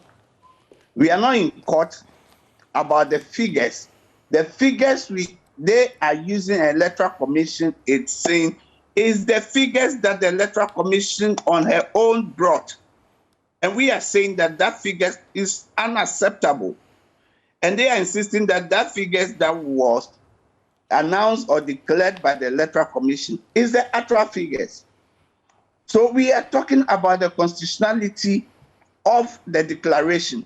What culminated in the declaration, in that an instrument was prepared and has been gazetted. And we are saying that the whole process by which you've gone to arrive at that, it is not right, it violates the Constitution. This is what we have put. Now, you could also see, you asked about the ordinary people. How would they feel? Yes, the law is a double-edged sword. It can be used for good, it can be used for evil. That's why the law says that, yes, it's a double-edged sword. You are saying that you are using a strategy. And we are saying that whilst there was pre-trial, you could have elected and given the indication. We have gone on, you've used your S-bits, which you were prepared and were not evidence, to cross-examine when it was not accepted. So for me, the Ghanaian and the populace watching the proceedings and what is going on will be the best judge to say that the rules are being applied evenly, justice is being done, and we said that when justice is being done, it must manifestly show that it is being done. I'm sure the ordinary Ghanaian on the trotro from Circle to Accra, what he thinks and would think that the court is doing and how the law is being applied is even, and it is on a scale. That is why when the court is exercising its discretion, it makes sure that that discretion that is being exercised is fair to everybody, it is candid, and that is it. So, yes, the law, and I've always said that it is a very good judge who can abuse the process by understanding the law and twist it how he wants it. So I think that the question you asked, that the ordinary Ghanaians, they are watching, I think all over, they may have their own perception as what is going on in the court by what they watch, their understanding. And I think that that is why, if you read our constitution, it says that the power or the judicial power, that power was given by constitution belongs to the people. And that power, judicial power, has been given to the judiciary to exercise. So I'm sure at the end of the day, it is what the people see, what the people feel, and justice, whether it's been done manifestly for them to see, they will be the best judge. Okay. Let me also go on and say that. Yeah, go ahead. If you look at the figures we are talking about, the figures they are talking about, we have given samples where they have been wrong, or 2 or 3 different collations from Eastern region, Northern region. We have given. If we were in court about the figures, we would have brought all the figures and tell them that these are the figures. But we are saying that the process you even went through and the irregularities, and this is the one that we are saying that was culminated in the declaration, violates Article 63. And I think that they are shifting the goals, always saying that it is about to bastardize the EC. And what would it be if the EC is able to just comply or go for everybody to see that, yes, I have done my work, I did it competently, I did it efficiently, and like they have answered in their answer that, yes, I went through due process in accordance with the law. So that's the issue. Yeah, I just also wanted to add that ordinary persons may not understand what happens in the courtroom. You are learned people, and that's why we bring you on, so that we can break some of the issues down, so that it doesn't just come down to how they understand what's happening in the court, but, you know, we also give them some bit of education to better their understanding. Dr. Edusei, we want to bring the conversation to a close. Help us understand how you're playing this game going forward, because you've made us understand many times that this is a strategy for you. So you would still insist that Peter McMahon will not be in the witness box, correct? Yes, that's our position. And today we'll advance legal arguments to support that position. That when they were coming, they said that the results, as declared by ECE, wasn't acceptable. But they should have come with some benchmarks for us to compare what they have, and they have failed to do that. Having failed to discharge that burden, we believe that it is not fair to Ghanaians for them to be taken through this when we have serious issues of government and governance in this country to go through. And for that reason, you cannot just appeal to the people in terms of appealing to their pities, that I call the argumentum ad misericordiam, and then not provide any evidence. If you just want to appeal to the masses, it is not in the courtroom that you go and appeal to the masses. That is propaganda you do. Yeah, but that conclusion, Dr. Edusei, that's your own conclusion. That's not what the court has said. No, that is actually Mr. Dawudu's conclusion, that people of Ghana are watching, and that whatever is going on, they are the ones, best judges and the rest. If you want to appeal to Ghanaians generally, you don't go to the courtroom without evidence to run your propaganda.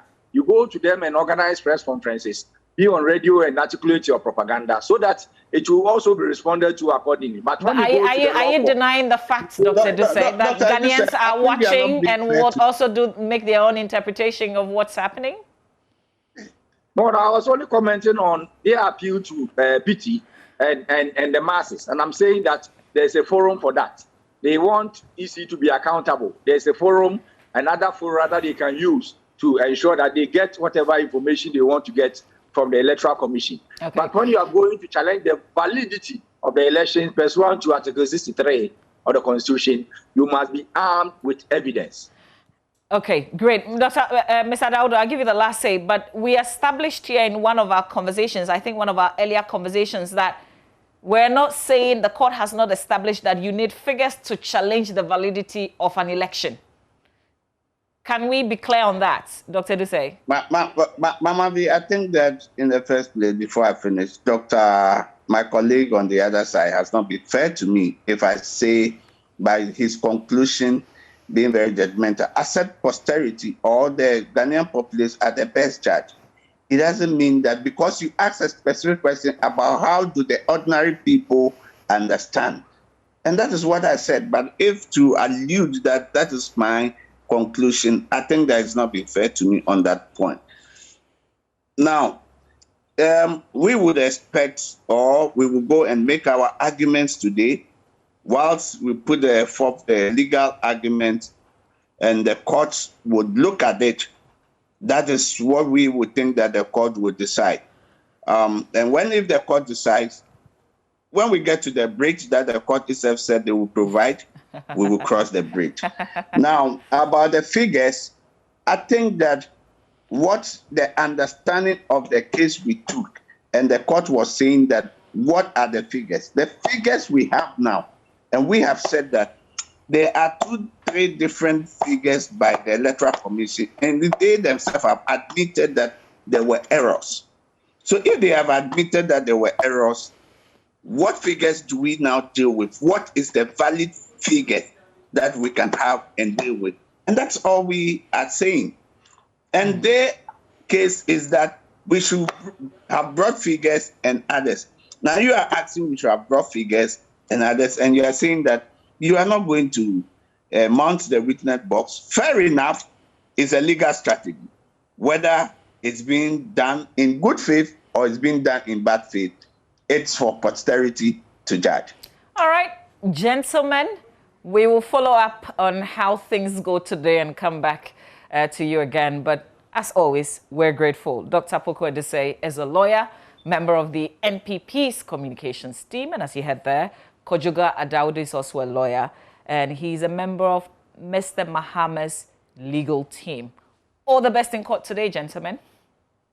Thank you, Mama V. Our election petition updates is brought to you in association with Petrosol Clean Fuel in full quantity. Is always a delightful experience. DBS Roofing, we truly are your roof experts, and Coa Mixture, the immune booster for your general well-being. Let me tell you a bit about Petrosol. You know, due to hard times, we've become value hunters. But are we hunting for value for the right way? Or remember, your engine is more valuable than just cheap fuel. So be smart. Hands for holistic value. Holistic value is when you have quality fuel at the right quantity and at a fair price. At Petrosol, we serve clean fuel in full quantity at a fair price. And that is holistic value. So come to us, Petrosol, clean fuel in full quantity.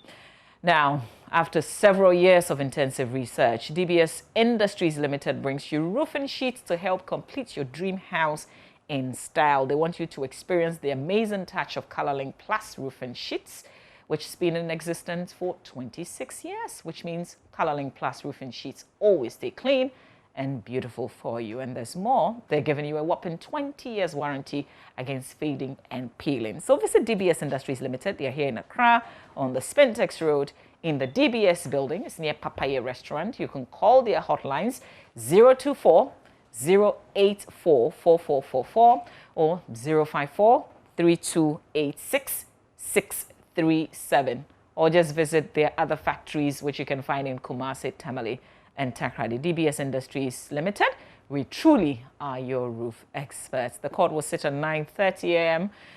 In about the next hour, we'll start some fresh updates on the election petition. But if you check the Ghana Health Service website, just this morning, they've updated the figures for our COVID-19 situation. And my friends, we're not going down. We're still climbing with the numbers. We're almost hitting 7,000 with active cases now. You know what that means. There is a briefing this morning on how we're dealing with the situation. We'll take you live to the Information Ministry Conference Center when that happens. But there you have it. we're at 6,707 active cases, and the deaths also keep climbing. If you look at the charts further, severe cases stand at 114. There are 34 people in critical condition now. You know what to do. Do the right thing. Respect the protocols. Protect you and protect me. Stay with us. We've got plenty of conversations to come with regards to COVID-19.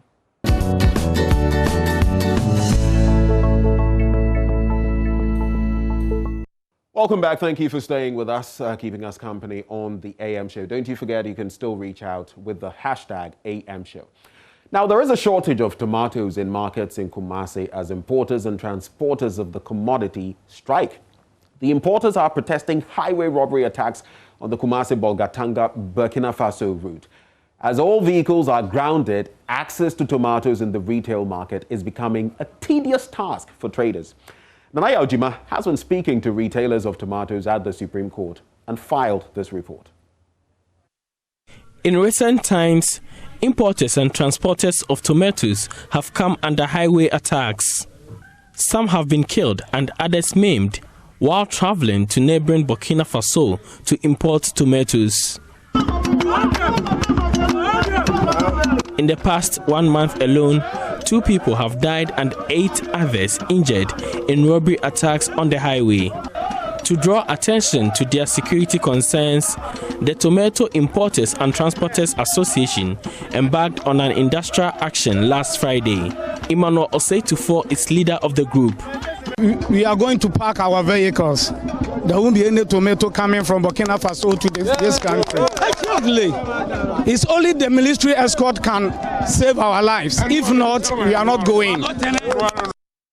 Before the recent action, retailers were recording challenges in accessing tomatoes due to reduced importation for fear of armed robbery attacks. Tomato retailers have had to adjust their prices to make up for the price hikes. We had to track down a vehicle from Burkina at midnight before we were able to secure some tomatoes to retail.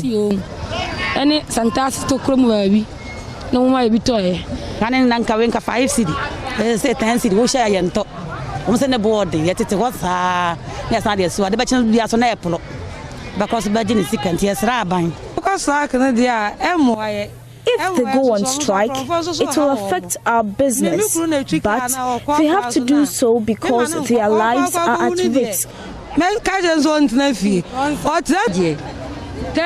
We used to sell a pile at 5 cedis. Now it's going for 10 cedis, and our customers are not buying because it's expensive. They are getting rotten. 60 and 50. If they go on strike, we will go hungry, but they can't risk their lives. Their wives and children will not allow them to travel on the route and die. From Kumasi for JoyNews, Nanaya Ojima reporting. So, pretty disturbing situation, but meanwhile, police in the Upper East region say they have extended an invitation to tomato traders to enable them discuss security measures for the traders who travel between Ghana and Burkina Faso to purchase tomatoes. ASP David Frank Ochery speaks for the police there. It came to us as a surprise, and we have taken a serious notice of that, and we are doing everything possible to ensure this incident do not occur. What exactly happened? We have heard from some of the traders themselves that 2 drivers were attacked. And they were, I think one of them was killed, or is it 2 of them that were killed? Can you elaborate on it? Yes, what happened is that the police patrol from the regional headquarters are on the routes. And there is one also from the Tongo District Police Command. That section of the route falls under the command of the Tongo District Police Command. So they were on patrols, 24-hour patrol on that section of the route. In fact, at the section where this motor attack was made on this tomato traders, police had just left the scene towards the Tongo Township direction, where they receive a call from an unknown caller that some DAF truck had been attacked, loaded with a wooden tomato, wooden crate. That's the information we had, wooden crates. It was not specified whether it was a tomato crate or something, a wooden crate on net, and that they needed police attention. Police abandoned wherever they were going and returned back to the scene. When they got there, unfortunately, the alleged robbers had fled, leaving two DAF trucks, one articulated truck loaded with cement, and the other, as I said, with a wooden truck. So the Ghana Police Service there reacting to this matter. But let's go over the phone lines now. Eric Osei-Tufo is chairman of the Ghana National Tomato Traders and Transporters Association. He joins the conversation now. Mr. Tufo, thank you very much for joining the conversation. Now, having listened to what the Ghana Police Service has been saying, is that any reassurance for you and your members? About 3 days ago, that we heard that IGP, Inspector General of Police, has deployed armed policemen to the two northern regions that they have been robbing us. But it's very good. The step that he has taken is good. But we need police escort from Kumasi to Pagaboda, because the robbers have been moving from a point to a point. Just 3 days ago, they robbed one of our vehicles in between Kentampo and Bope. In between Kentampo and Bope, meaning immediately they heard that IGP has deployed armed policemen to the two northern regions. They've shifted to Ebono East also. So far as we started our journey from Kumasi, I am appealing to IGP to give us police escort from Kumasi and Waga Jansen to Pagaboda. I think that will solve our problem for us.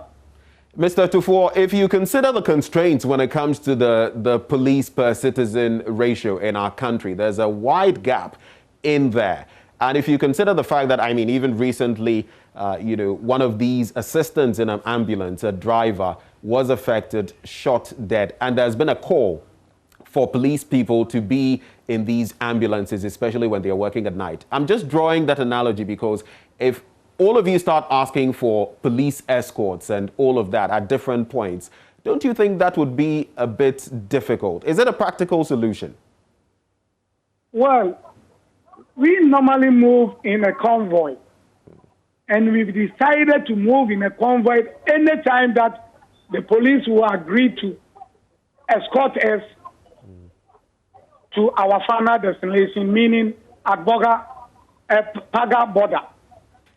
We will gather our transporters, and then immediately we finish gathering ourselves, we call the escort.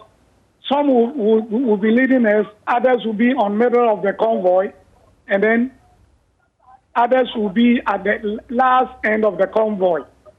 I think that will help us, because they are now, though IGP has deployed armed policemen to the two northern regions, but still, even just 3 days ago, and then yesterday, they robbed another car. Early hours of yesterday, they robbed another car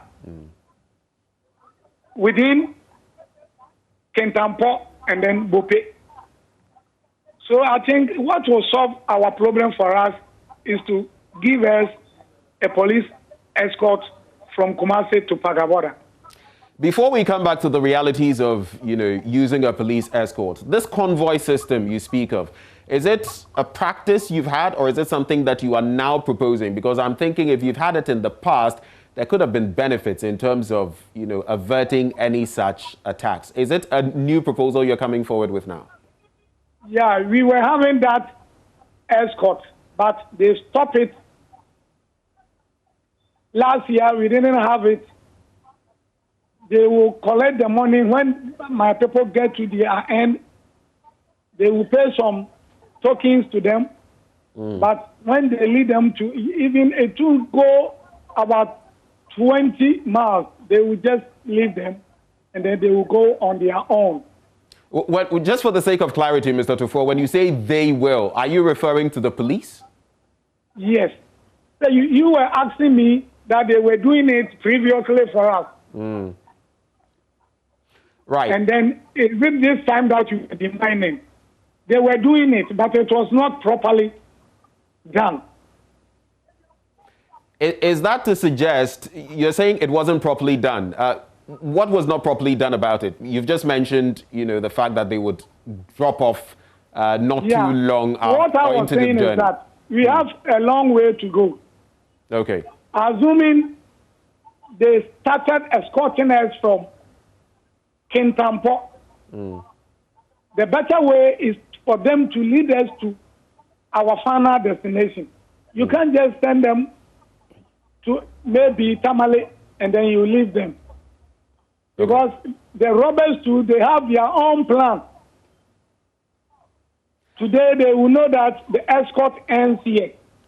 Immediately they end, they will move to, or they will move ahead of us. And then that place will be attacked. A bit more clarity, Mr. Tufor. So in effect, did you have to pay for this service, by the Ghana Police Service? Did you have to pay for it? I did not hear you. I am asking, this service that the Ghana Police Service offered you in the past, did you have to pay for it? Yeah. You had to pay for it? They were paying 10 cedi per truck. Okay. So now that you're calling for this sort of convoy system, what has been your engagement with the Ghana Police Service thus far? We are waiting for the IGP to call us because I've petitioned him.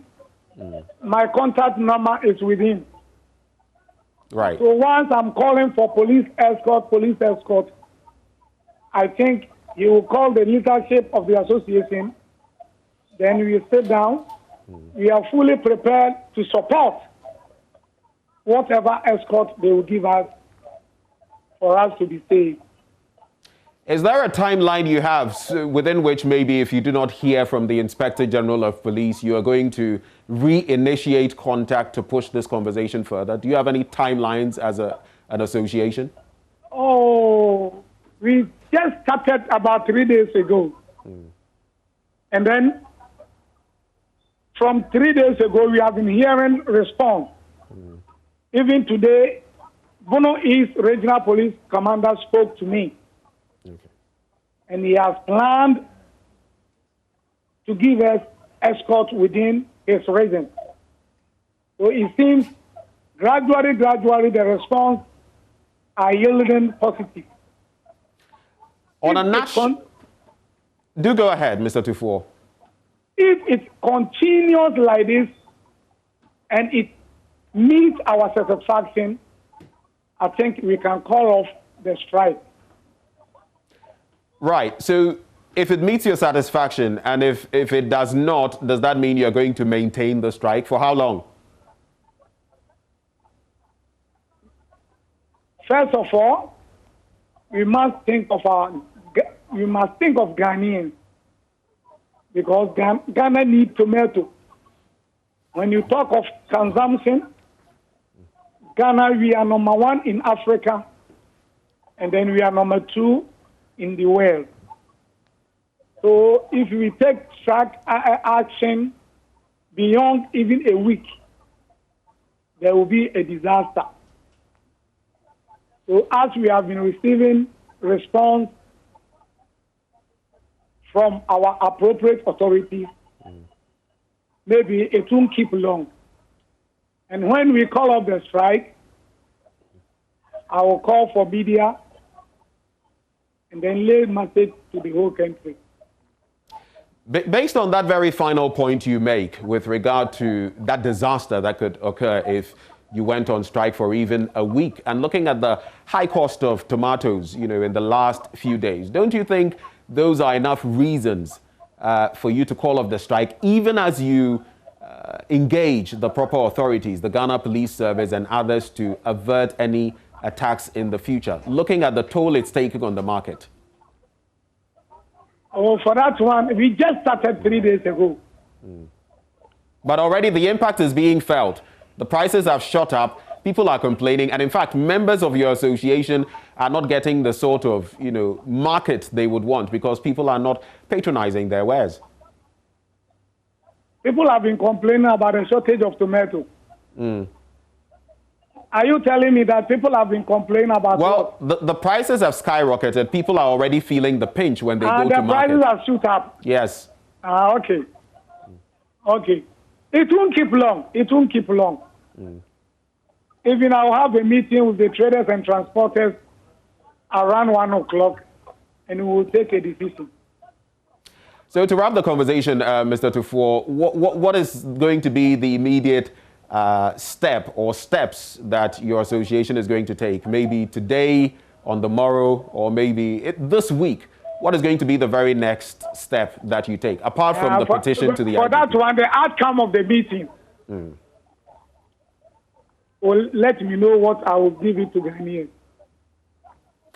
Well, thank you very much, Mr. Tufuor. Eric Osei Tufuor is actually chairman, Ghana National Tomato Traders and Transporters Association. Let's cross over now and interact with our correspondent, Rafiq Salam, all the way in Wa. Find out what the situation is like there.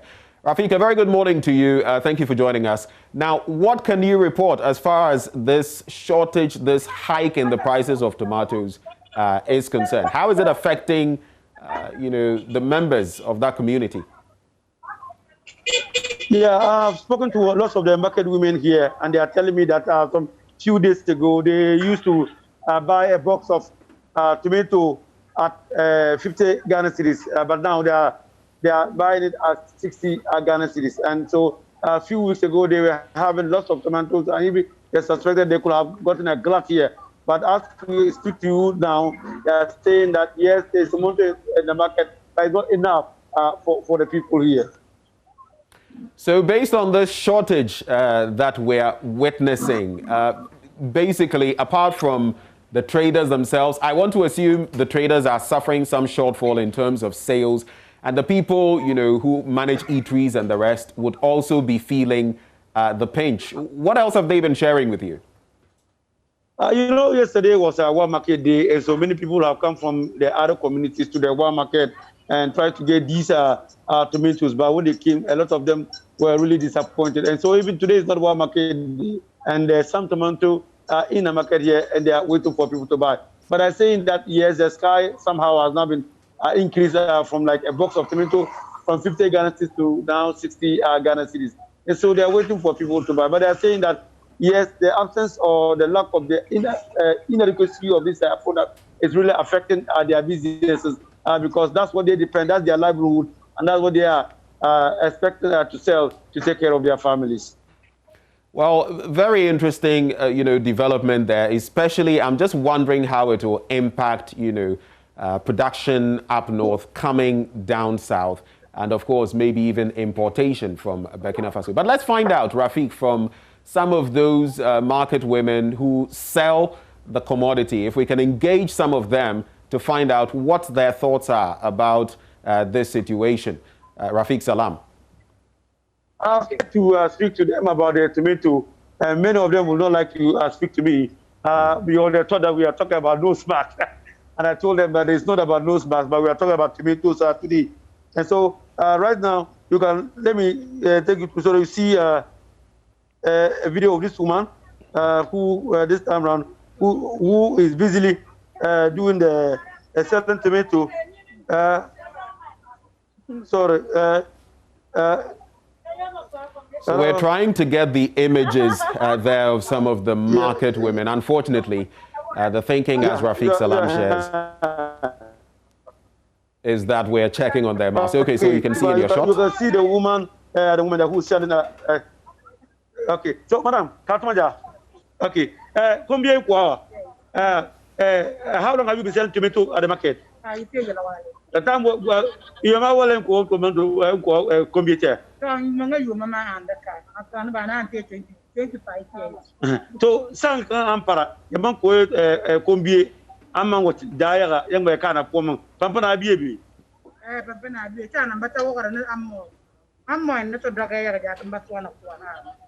Muka Jaman, what I can combie the Bachiboka, Jamada, where the Batonia combie.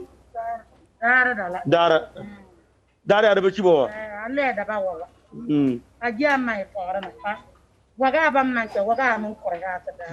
Ben essentially telling me that there are some 3 days ago there were no tomatoes in the market because most of the goods they expected their goods to come from Burkina Faso, and because of that they are not able to get them into the country, and so because of that there was shortage of tomatoes here, and it really affected their business. Well, some rather troubling, developments. We're just hoping that this will actually be wrapped up soon, so all those in that market, and all of us, of course, we consume tomatoes in different ways, will no longer feel the pinch of this.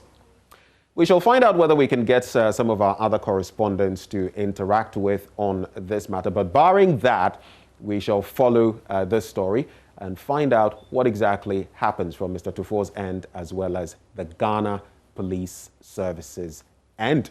Before we take a bit of a breather, we want to wish a very happy birthday to Reverend Dr. Fred Degbe, Senior Pastor of the Calvary Baptist Church. This one says, please wish Mr. Brimpong Eugene Dachehene a happy birthday, Municipal Director for the NSS New Juaben South Koforidua in the Eastern region. That's from Corporal Bright Asamoah of the Ghana Police Service. We take a breather now. We'll be right back.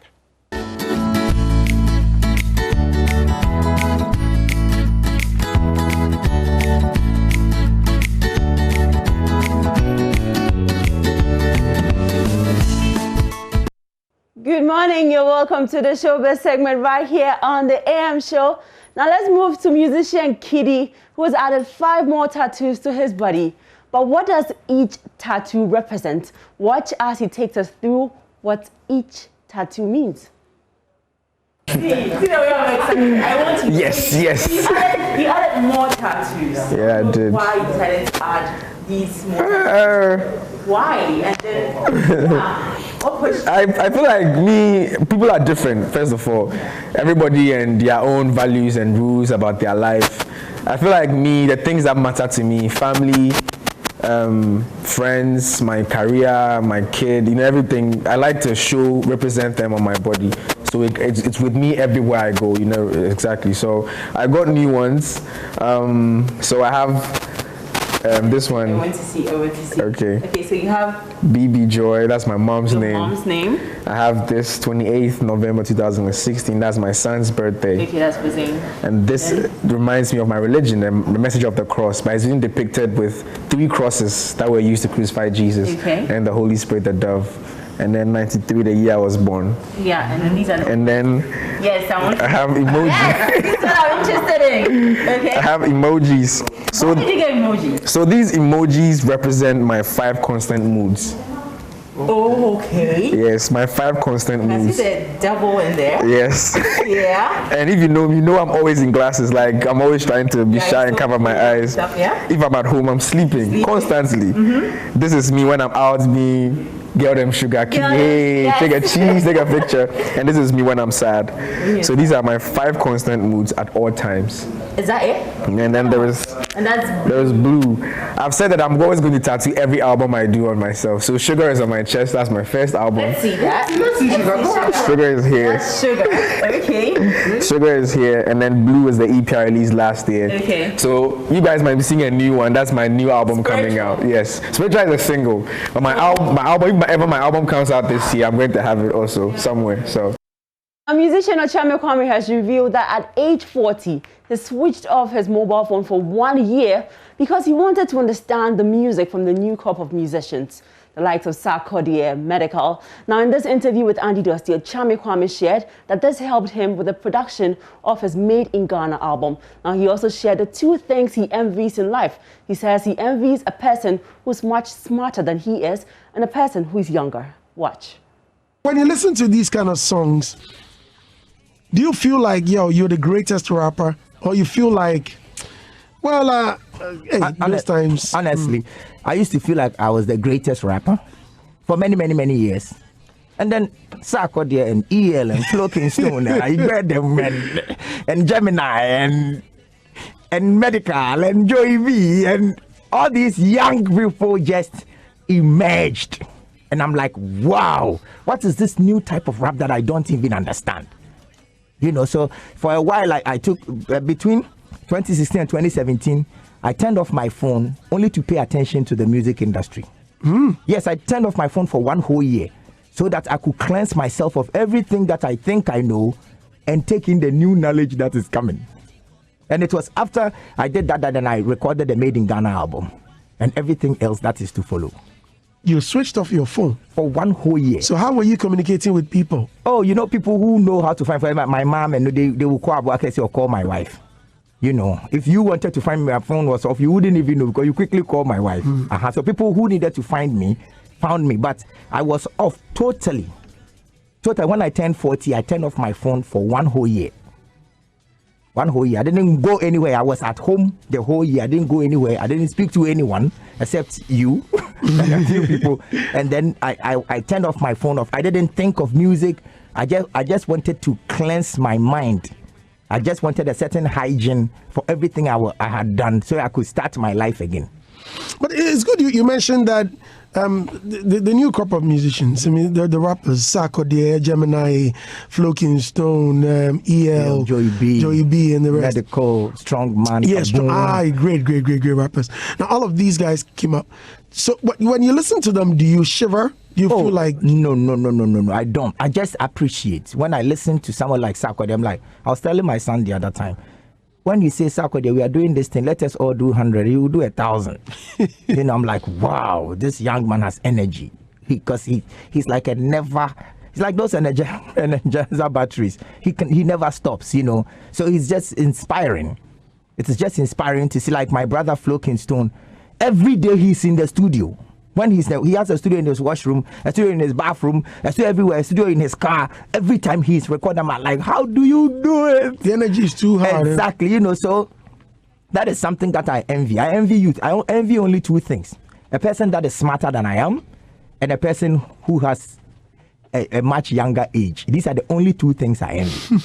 Yes. When I meet one who is more knowledgeable than I am, like, wow, how do I know that? When I can never be 24 again. So how do I tap into the energy of all the 24-year-olds around me and still be able to... Still want to be young? I want to be young. I want to grow young. I want to grow young. I did a song called... Is it growing old is a scam? Yes, I'm telling you. I don't want to grow. So that was Ochame Kwame saying he doesn't want to grow old and he always wants to be young, and he envies somebody who's much smarter than he is. And that's all we have for Showbiz for this morning. There's more Showbiz at midday with Becky. My name is Kadia Someone. Well, interesting bit there, at least is thirsting for knowledge. That's a good thing. Yes, that's good. But we're still thirsting for knowledge when it comes to COVID-19. We're still learning about this virus. Let's cross over now to the Ministry of Information as we find out what is on board as far as Ghana is concerned, our numbers and the way forward. Do stay with us. It's a wrap on the AM show.